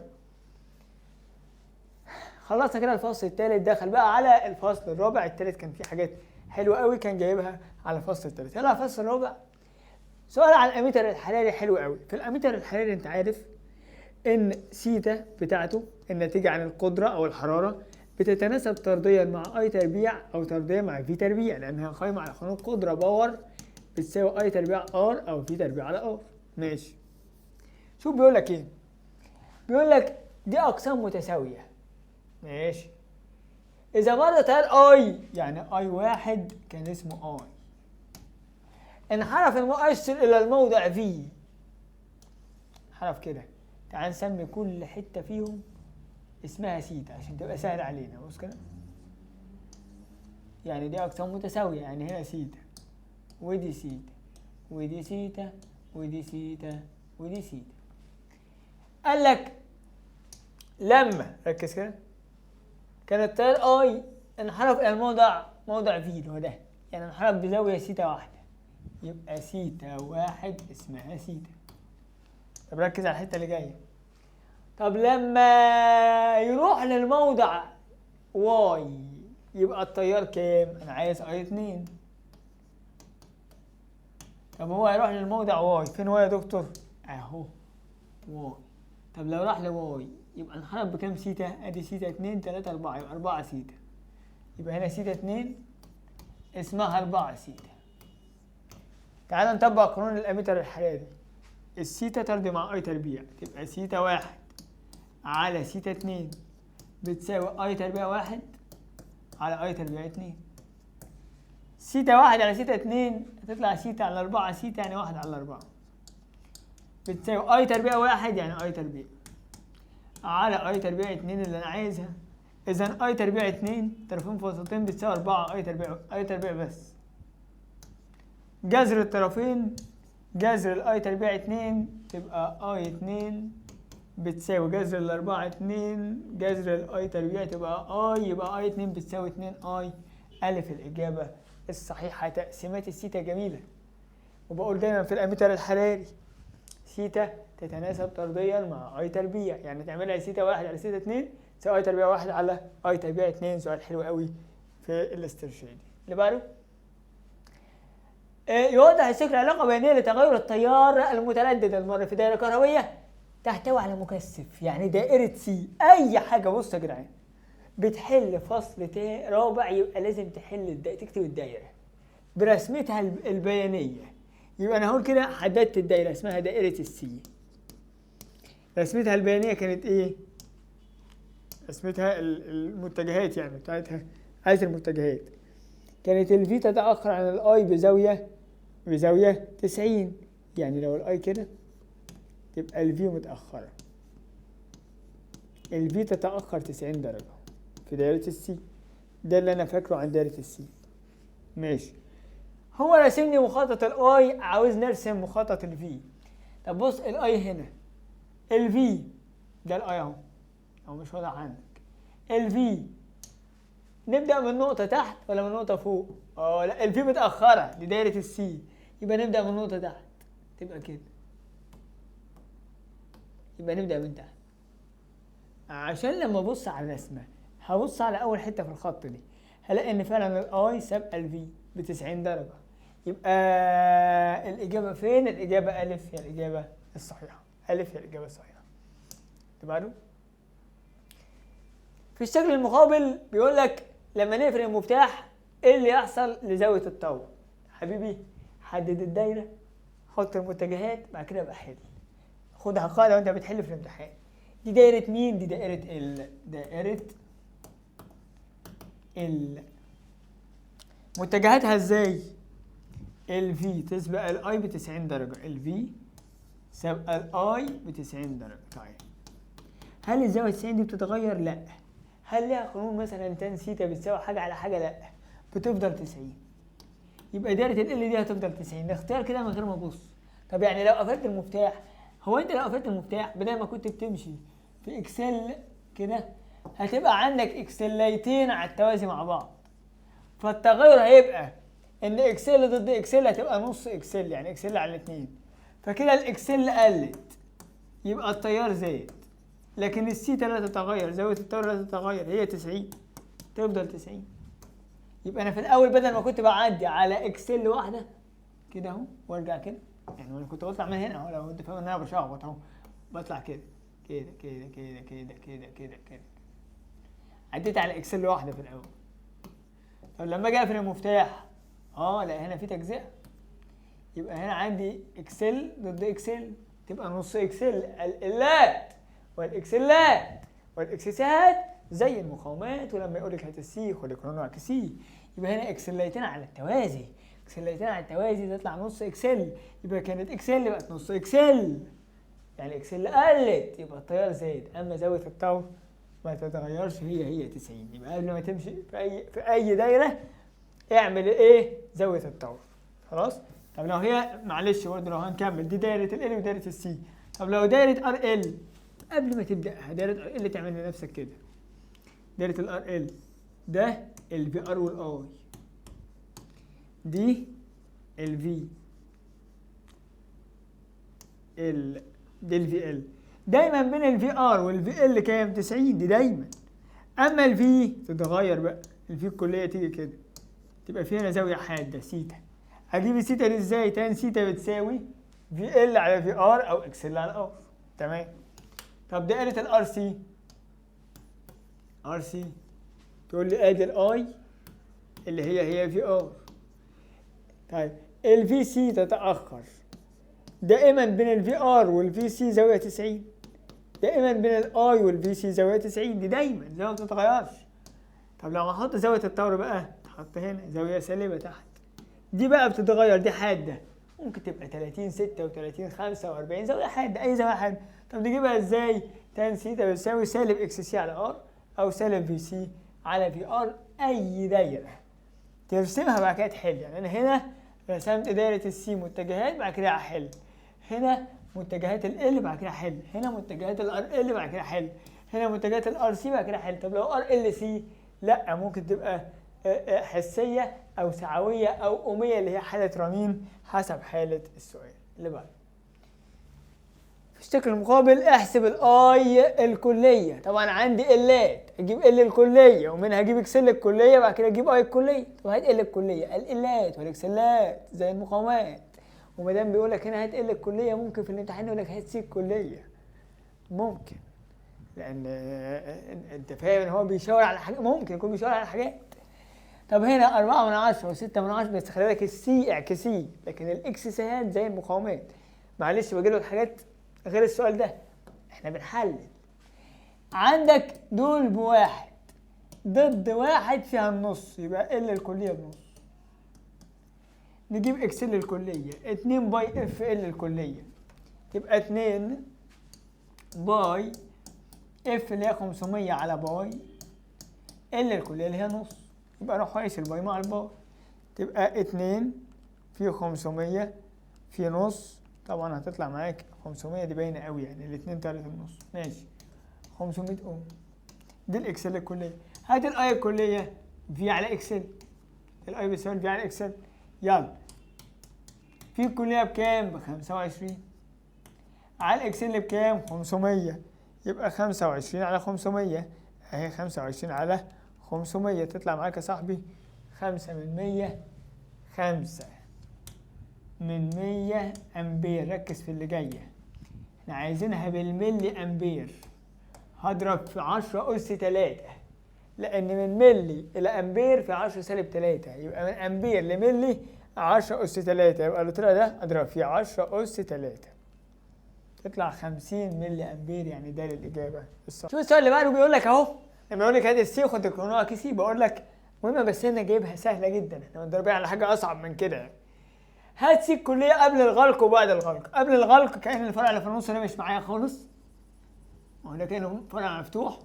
يبقى عندي 3.5 متوصلين توازي ناخدها توالي. يبقى هنا هنجيب سي الكليه بتساوي 3.5.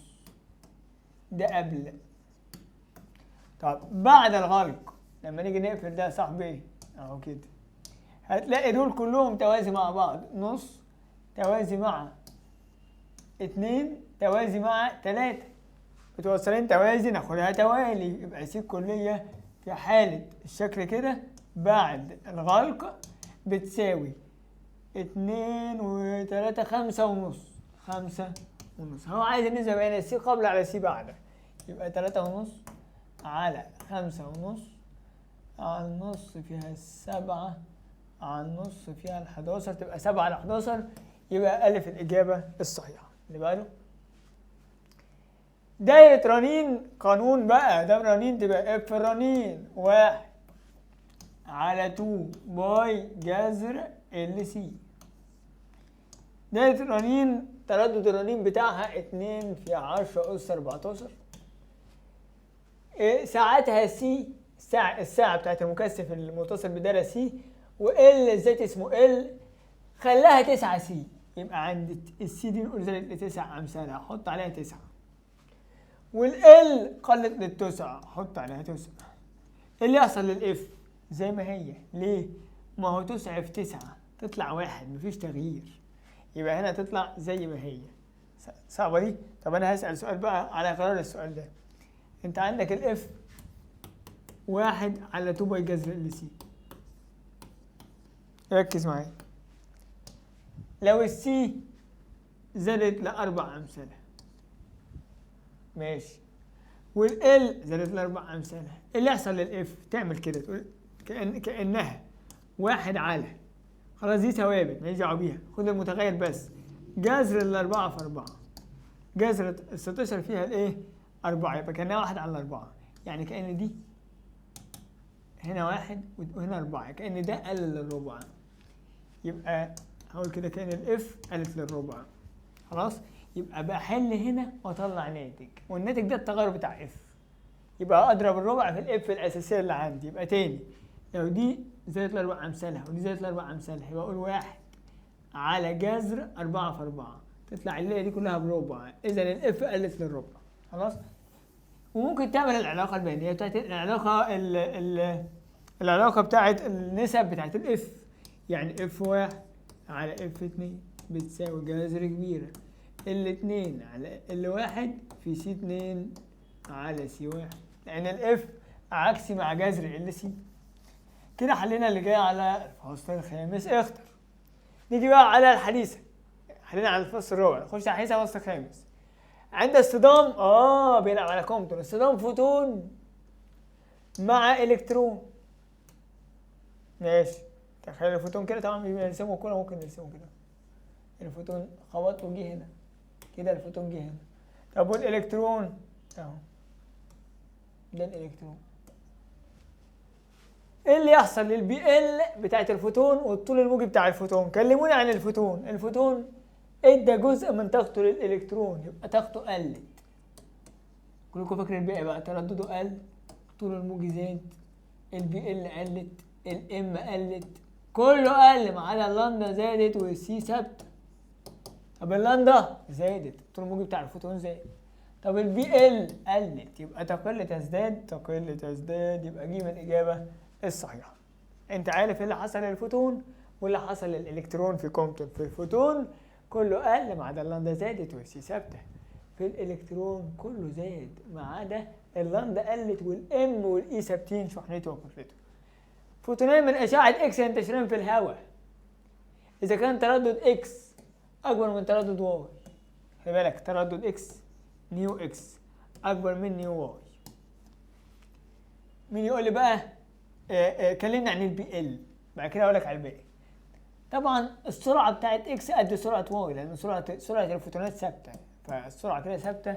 قال لك سرعة الفوتون اكس أقل من واي. أنت عبيط يا عم، الفوتونات كلها بتمشي بسرعة ثابتة 3 في 10 أس 8.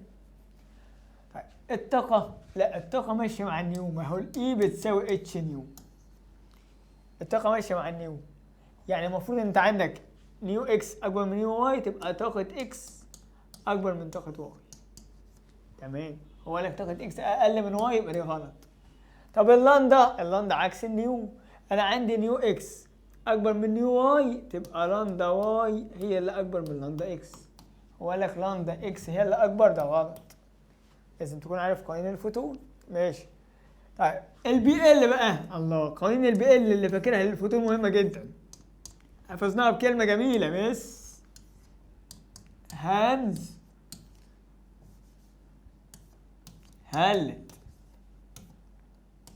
ايه علاقة النيو بالبي ال؟ طردية. طب انا عندي نيو اكس اكبر من نيو واي يبقى بي ال اكس اكبر من بي ال واي، يبقى كمية تحرك اكس اكبر من واي هي دي اللي صح. هنا بيشاور على ايه؟ على قوانين الفوتون كانوا عندك في صفحة واحدة.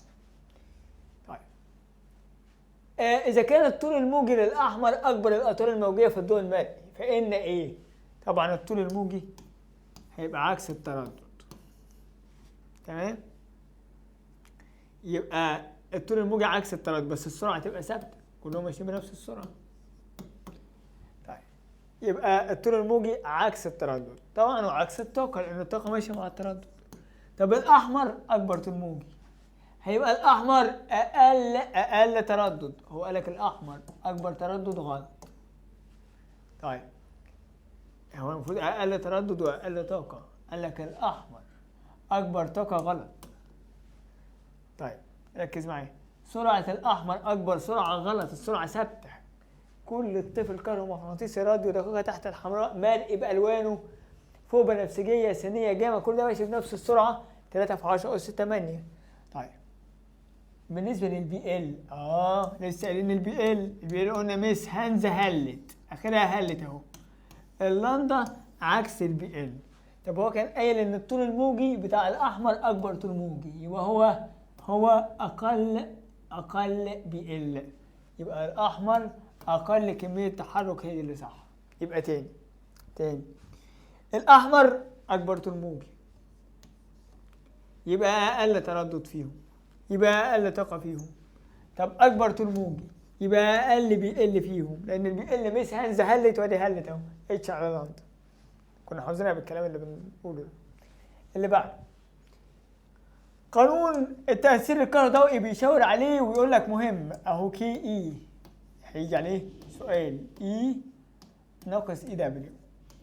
بعيدا عن السؤال ده انت عارف ان الكي دي بتتفك بطريقتين، نص ام في تربيع او اي في جهد بس دي الاقرب يعني. الاي تتفك بطريقتين، اتش نيو لو انا عندي نيو او اتش سي على لندا لو انا عندي لندا. الاي دبليو تتفك بطريقتين، اتش نيو سي لو عندي تردد حرج او اتش سي على لندا سي لو عندي طول موجي حرج. طيب هو بيقول لك اذا كانت اي دبليو سي اكبر من بي اكبر من اي، رتب الكي اي. بص في سالب اهو بين الاي دبليو والكي اي علاقه تناقصيه، يبقى هنعكس العلاقه اللي فوق دي. هو قال لي سي هي الكبيره تبقى سي هي اصغر واحده، تبقى السي هي الاصغر واحده، يبقى السي قليله والاي هي اللي كبيره، يعني بقى الاجابه الصحيحه لان في علاقه تناقصيه. هو قال لي داله شغل سي اكبر من بي اكبر من ايه تبقى بقى الكاينيتيك انرجي بتاعت A اكبر من B اكبر من C، تبقى ABC، يعني بقى الاجابه الصحيحه. اخر سؤال في الخامس بيقول لي القدره التحليليه للميكروسكوب الالكتروني عاليه جدا ليه؟ سؤال سهل جدا. انت عارف في الميكروسكوب الالكتروني كان بيعتمد على معادله دي براولي، لامدا بتساوي اتش على ام في. ياما غنينا وقلنا ازود سرعته تقل لامدته، يعني كل ما زود فرق الجهد بتاع الميكروسكوب الالكتروني تزيد طاقة الحركة بتاعت الالكترونات، ما هو الكي اي بيساوي اي في، فتزيد سرعة الالكترونات فتقل الطول الموجي المصاحب ليها فتزيد القدرة التحليلية. هزود سرعته تقل لمدته. يبقى في الميكروسكوب الالكتروني اهو كل ما بيزود فرق الجهد بتاعه الالكترونات بتطلع بطاقة حركة كبيرة، فالسرعة تبقى كبيرة، فالطول الموجي يبقى صغير، فالقدرة التحليلية تبقى كبيرة. فهنا بيقول لك الالكترون بيكون ايه؟ لها طاقة عالية وطول موجي قصير. طاقة عالية وطول موجي قصير، ازود سرعته تقل لمدته، صح. يبقى هي الف الإجابة الصحيحة. بيكلمني على الميكروسكوب الالكتروني واحنا فاكرين. السادس جايب سؤال حلو قوي، قلت عليه وهتلاقيه في المذكرة بتاعت أول السنة ومذكرة المراجعة قبل حتى نزول الامتحان التجريبي. عامل لك الكترون اتحرك كده اهو من المستوى اللي فوق ده لغايه اللي تحت ده، طلع فوتون طول الموجي ده وليكن ده اسمه لندا واحد. ماشي، يبقى الكترون نزل مستوى اعلى لمستوى اقل، شع فوتون طول الموجي ده. هنا الكترون نزل مستوى اعلى لمستوى اقل، شع فوتون طول الموجي ده وليكن اسمه لندا 3. هنا الالكترون نزل مستوى اعلى مستوى اقل، طلع فوتون طول الموجي ده اللي هو لندا 2 اللي هو لندا اس مثلا، نسميه اس. احسب لندا اس. اتعلمنا زمان وقلنا الطاقة دي تساوي مجموع الطاقتين دول، مش السهم ده قد السهمين دول؟ يبقى الطاقة دي قد الطاقتين دول، يعني الفرق في الطاقة هنا قد الفرقين دول. يبقى اي واحد بيساوي اي 2 زائد اي 3. يعني ايه اللي بقوله ده؟ يعني طاقة ده يا حماد يساوي طاقة ده زائد ده. طب الطاقة اتش سي على لندا يبقى طاقة ده اتش سي على 750 يساوي طاقة ده زائد ده، هنا اتش سي على لندا اس زائد اتش سي على 1000. طب والباقي؟ الباقي رياضة وسهلة جدا، ما تخافش من الرياضة. خد الاتش سي على المشترك، يبقى هنا اتش سي على 750 بتساوي ادي اتش سي على المشترك اهي، يتبقى هنا جوه القوس كام؟ 1 على لندا اس زائد 1 على 1000. 1 على لندا اس زائد 1 على 1000. الاتش سي مع الاتش سي، ايه اللي اتبقى يا صاحبي؟ اتبقى هكتب لك فوق اهو 1 على 750 يساوي 1 على لندا اس زائد 1 على 1000. هودي ده بعكس الإشارة. بص أنا هعمل إيه بقى على الآلة بتاعتي وامشي معايا خطوة خطوة على الآلة. ده هيروح بالسالب، يبقى هقول كده 1 على 750 ناقص 1 على 1000. 1 على، امشي معايا خطوة خطوة، 750 ناقص 1 على 1000. شوف هتطلع معاك كام؟ معلش الآلة هنا بعافية شوية. تطلع معاك 1 على 3000، تبقى 1 على 3000 هتساوي 1 على لندا اس. اقلب الاتنين، تبقى لندا اس بتساوي 3000، هتقلب دي وتقلب دي، تبقى لندا اس بتساوي 3000. سؤال حلو قوي قوي. يبقى لما يكون عندك انتقال فرق طاقته كبير يساوي مجموع الفرقين دول، يبقى اقول اي 1 بيساوي اي 2 زائد اي 3. فك الاي ام اتش نيو او اتش سي على لندا، هو شغال على اللندات، يبقى اتش سي على لندا اللي هي 750 بيساوي اتش سي على لندا اس زائد اتش سي على 1000. خلاص جبت اللندا اس على طول. سؤال حلو قوي. اللي بعد هيلعب عليها في الامتحان باذن الله، وهيلعب عليها بكذا لعبه، هقول لك على الالعاب كلها دلوقتي. بص يا صاحبي، بيقول لك اقل طول موجي مميز. بص يا صاحبي، اولا الطول الموجي ده اسمه لندا مينيمم للطيف المستمر، يبقى ده بتاع المستمر. الحته دي كلها مستمر ودي مستمر. فين الخطي؟ عندي لندتين خطي، ادي لنده خطي اهو وادي لنده خطي اهو، ماشي؟ يعني في لنده خطي 6 وفي لنده خطي 10. يبقى عندي لنده مميز قيمتها 6 نانومتر، وعندي لنده مميز قيمتها 10 نانومتر. لو عاوز اقل لنده مميز يبقى مش هبص على ده، الاتنين دي تبع المستمر، يبقى بص على دول. اقل لنده مميز 6. طب لو قال لي لنده المميز اللي بتديني اعلى طاقه، ركز، عاوز لنده مميز لها اعلى طاقه. اعلى طاقه يبقى هي اقل طول موجي للمميز، مع الطاقه عكس الطول الموجي تبقى هي 6. طب لو عايز لنده مميز اللي تديني اقل، يقابلها اقل تردد، اقل تردد يبقى اعلى طول موجي للمميز، يبقى 6 ولا 10؟ 10. يلعب عليها. خلاص. طيب بص على الرسمه دي، انهي الاطوال الموجيه اللي بتعتمد على فرق الجهد؟ هو ده، عشان المستمر بيتناسب عكسي مع فرق الجهد. كل ما فرق الجهد يزيد لنده مستمر تقل. طب مين بيعتمد على العدد الذري؟ 6 و10 بتاعت المميز، لان لنده مميز هي عكسي مع ذات تربيع من ذات. لكن اللي انت عليك الاغنيه اللي هي كل ما العدد الذري يزيد لنده خط مميز تقل.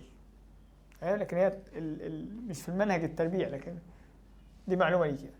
اللنده مميز عكسي مع ذات تربيع. ماشي. صعبه اللعبه دي؟ سهله اللعبه دي. بيتكلم عن انواع الاطياف، ده بتاع المستمر ودول بتوع مين؟ المميز. على الليزر يا ساده، عدد الفوتونات المترابطه من ذرات النيون يزيد، يعني عايزين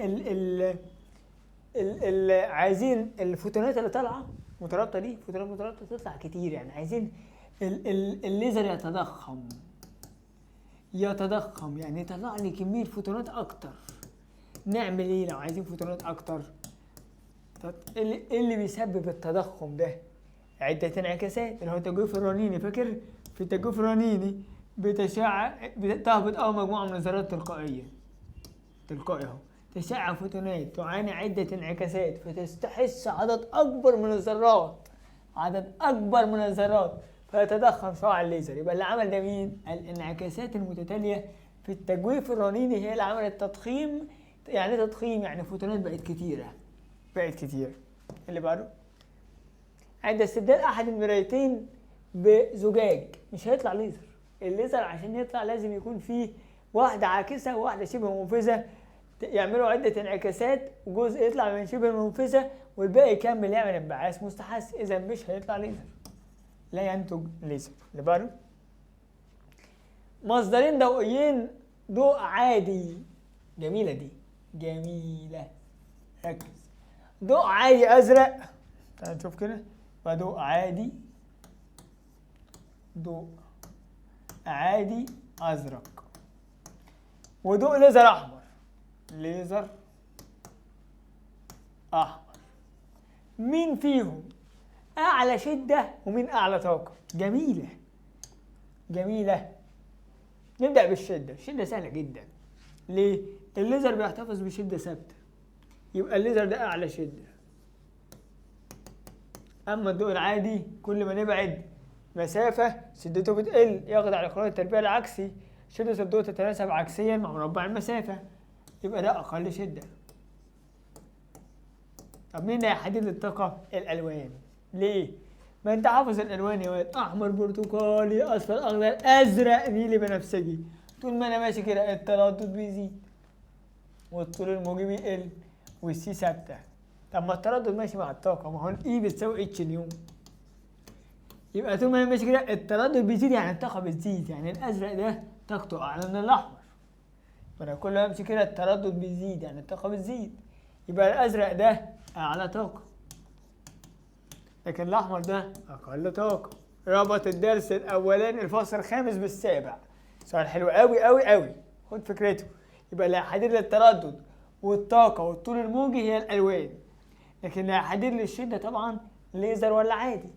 يبقى بالنسبة للطاقة، لا الطاقة بتاعت الضوء العادي أعلى عشان أزرق.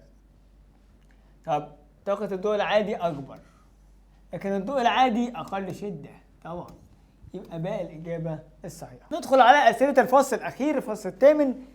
سؤال بوابات منطقية، وطبعا واضح إنه أنت معاك 3 ليفلات مديهولك في الحصة. البوابات المنطقية لازم يجي عليها سؤال، المفروض إنه سؤال مضمون. بيقول لك مين في دول اللي هيطلع صفر؟ لما تيجي تجربهم هتلاقي للأسف في اختيارين صح، يعني ده وده هيطلعوا صفر. مش مصدقني؟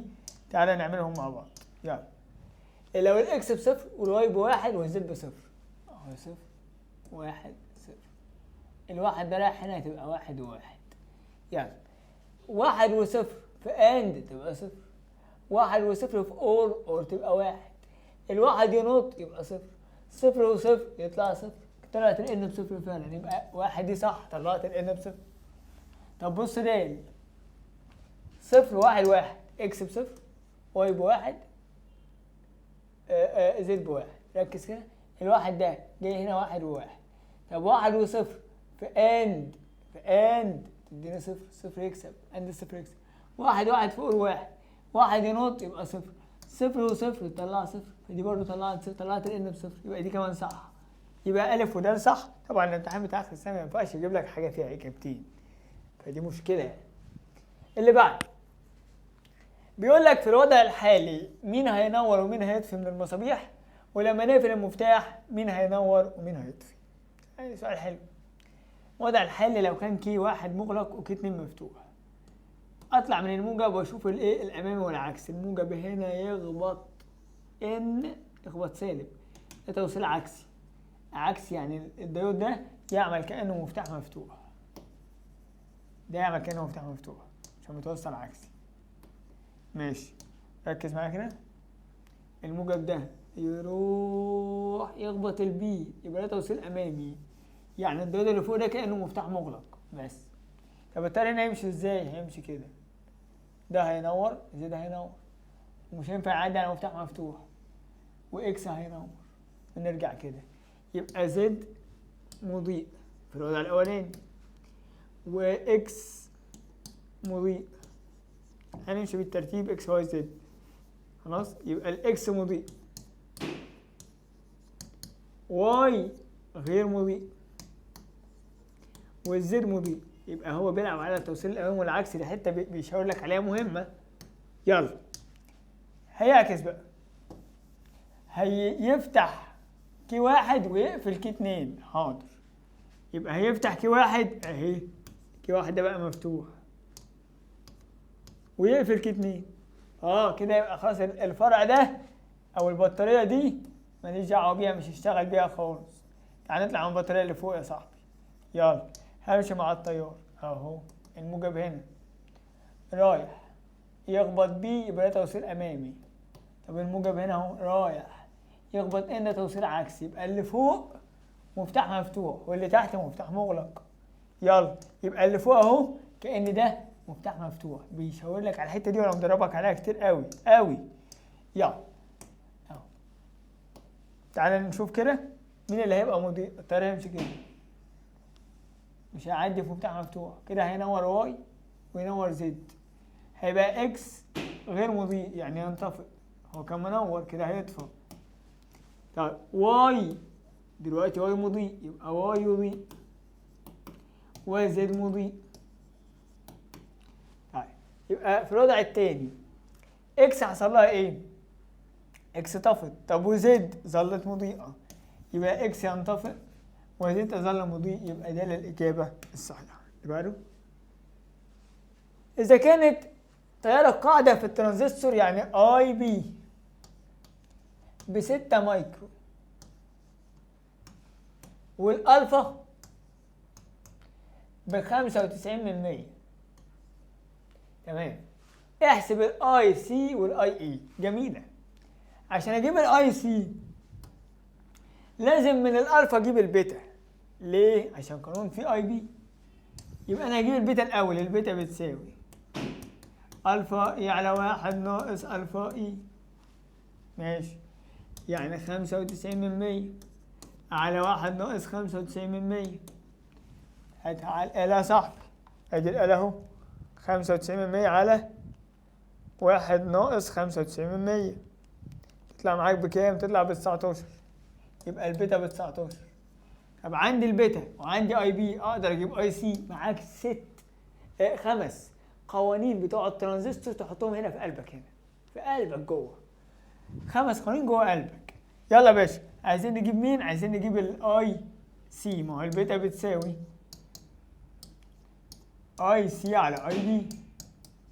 ضربت بيتا في اي بي يديك الاي سي، يعني هضرب 19 في 6 114. يبقى اي سي ب 114 مايكرو.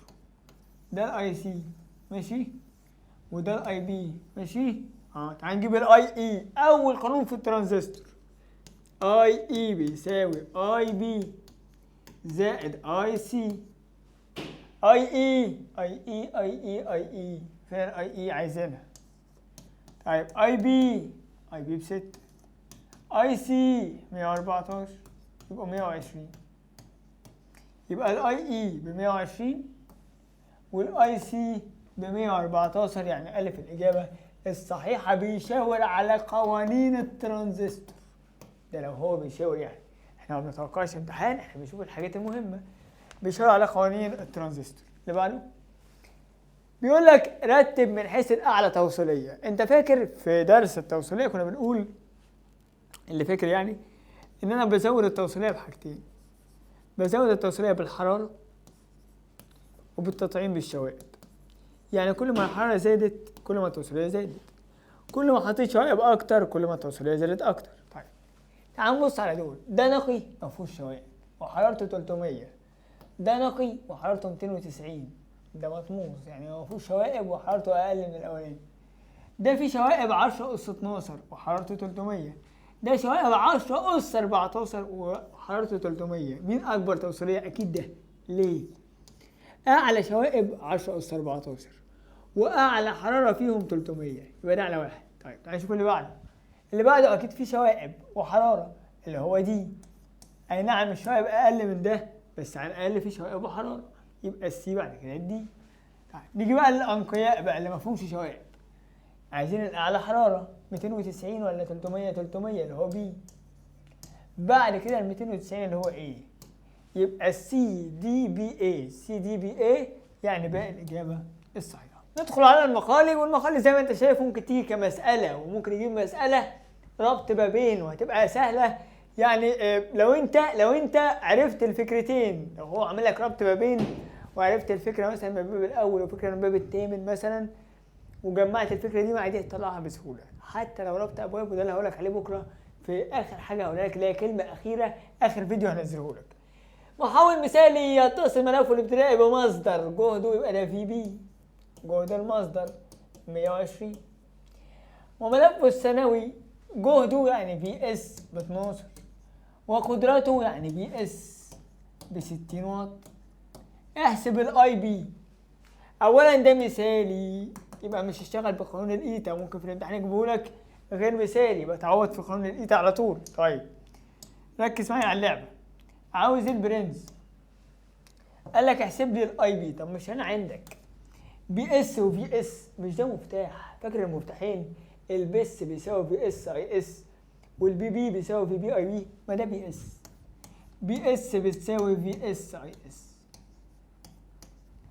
البي اس بكام يا صاحبي؟ البي اس ب 60 يساوي في اس اي اس، يعني 12 اي اس. تطلع على اي اس معاك بكام؟ ب 60 على 12. ب 60 على 12 تطلع ب5. حلو، دي الاي اس. كده معايا الاي اس، معايا الفي اس، معايا الفي بي. اجيب الاي بي. قانون البس بس، في بي على في اس يساوي ان بي على ان اس يساوي اي اس على اي بي. تعال نعوض. في بي على في اس يعني 120 على 12 بيساوي اي اس على اي بي يعني 5 على اي بي. نجيب الاي بي اللي هي عباره عن 12 في 5 على 120. 12 في 5 على 120 تطلع معاك بنص. يبقى الاجابه اي بي بنص امبير. طبعا ممكن ما يجيبش سؤال المحول كده، انت متدرب على محول مثالي ومحول غير مثالي ومحول فيه 1 ابتدائي و2 ثانوي ومحولين جنب بعض. كل دي الليفلات اللي انت واخدها في المحول في الشرح بتاع المحول. اللي بعد في الشكل المقابل، ايه اللي يحصل لزاوية الطور مع التفسير عند غلق المفتاح كي؟ هات قبل الغلق هات الزاوية وبعد الغلق هات الزاوية. دي دايرة RL يبقى الزاوية تان سيتا بتساوي اكسل على الار. تعال نعوض. تان سيتا قبل الغلق كان عندي قرايه واحده واكسليه اسمها ار، يبقى كان عندي تان سيتا بتساوي الاكسل اسمها ار والمقاومه اللي عديت عليها هي الار. طب ما ار على ار فيها الواحد، شفت تاني الواحد تطلع 45، يعني سيتا في الوضع الاولاني ب 45. تمام. تعال نشوف سيتا في الوضع التاني. لما نقفل ار ضد ار بنص ار، تبقى الار المكافأة هنا نص ار والاكسل اسمها ار. هات التان سيتا، تان سيتا بتساوي اكسل الكلية على الكلية، اكسل اسمها ار على المقاومة اسمها نص ار. ار مع ار تبقى 1 على نص فيها الاتنين، شفت تاني الاتنين تطلع الزاوية انا مطلعها على طول اهو، طالعة ب 63 و 43. يعني الزاوية كده زادت من 45 إلى 63 43. طب لو مش مديك حاجة ينفع تجيبها بأرقام عادي، أقول كده تان سيتا بتساوي اكسل على ار. فعند الغلق المقاومة المكافئة هتقل وبالتالي تان سيتا هتزيد وبالتالي الزاوية هتزيد، ولو بالأرقام هي زادت. تمام. هنا عشان ينفع بالأرقام فكملتها بالأرقام. اللي بعده تنبعث الكترونات كهروضوئيه. الظاهره الكهروضوئيه سؤال تاني اهو. ماذا يحدث لداله الشغل وطاقه حركه؟ يعني عايزين يحصل للاي دبليو والكي اي طاقه الحركه عند زياده التردد. فاكر انت زياده التردد بتغير مين يا صاحبي؟ بتغير طاقه حركه الالكترونات، تزداد مع التردد سرعه الالكترونات. تمام. الطول الموجي علاقه عكسيه هيقل، طاقة الفوتونات الساقطة طردية مع النيو يبقى هتزيد. كل ده بيغيروا مين؟ التردد. إذا طاقة حركة الإلكترونات هتزيد. طب دالة الشغل لا تتغير، دي تتوقف على إيه؟ على نوع مادة السطح. ما هو في 3 حاجات بيعتمدوا على نوع المادة فقط، دالة الشغل والتردد الحرج والطول الموجي الحرج، فدي مش هتتغير. طب مع التفسير لو عايز أفصل ليه الكي إي زادت أقول كده كي إي بتساوي اي ناقص الاي دبليو. اي دبليو دي ثابته لان ما غيرتش نوع الماده. فك الاي اتش نيو، فكل ما النيو هتزيد في موجب هنا اهو الكي هتزيد، يبقى هنا بزياده التردد تزداد الطاقه بتاع الفوتونات الساقطه ويزداد طاقه حركه الالكترونات المتحرره. اخر سؤال يا ساده على أنبوبة كوليدج والأشعة السينية. بيقول لك يوضح الشكل علاقة بين شدة الإشعاع والطول الموجي الأشعة السينية. ركز، مين ده ومين ده؟ ده لامدا مينيمم، أقل لامدا للمستمر. طب مين ده؟ ده بتاع المميز، ده بقى ده لامدا خط مميز. ركز بقى، عايز ايه؟ احسب أكبر طاقة. أكبر طاقة يبقى آخد أقل طول موجي اللي هو لامدا مينيمم. يبقى عايز اكبر طاقه، الطاقه قانونها اي بتساوي اتش نيو او اتش سي على لامدا. طب انا عايز اعلى طاقه ماكس طاقه، يبقى اخد مينيمم طول موجي. تمام.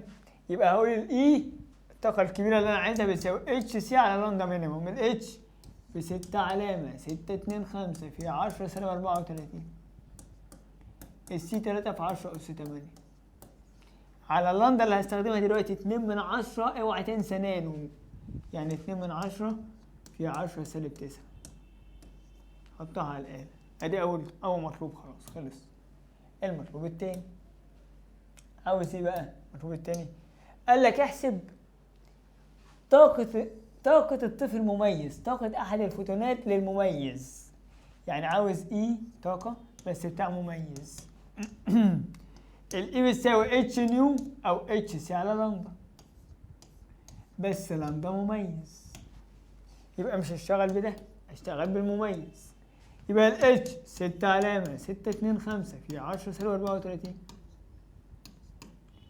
السي 3 من 10 أس 8 على لامدا مميز 6 من 10 نانو، يعني 6 من 10 في 10 سالب 9. هنا بيشاور لك وبدقة، لازم تعرف الفرق بين الطيف المستمر ده اللي دي أقل لامدا مينيموم للمستمر بتاعت الحتة دي، وعندي حاجة اسمها المميز. المميز ده لامدا اللي هنا تديك لامدا مميز بس صغيرة، ولامدا اللي هنا دي تنزل كده من عند سن القلم تديك لامدا مميز الكبير. بيعرف الفرق بين لامدا مميز ولامدا مستمر. ده كان شرح تحليلي لكل أسئلة التجريبي.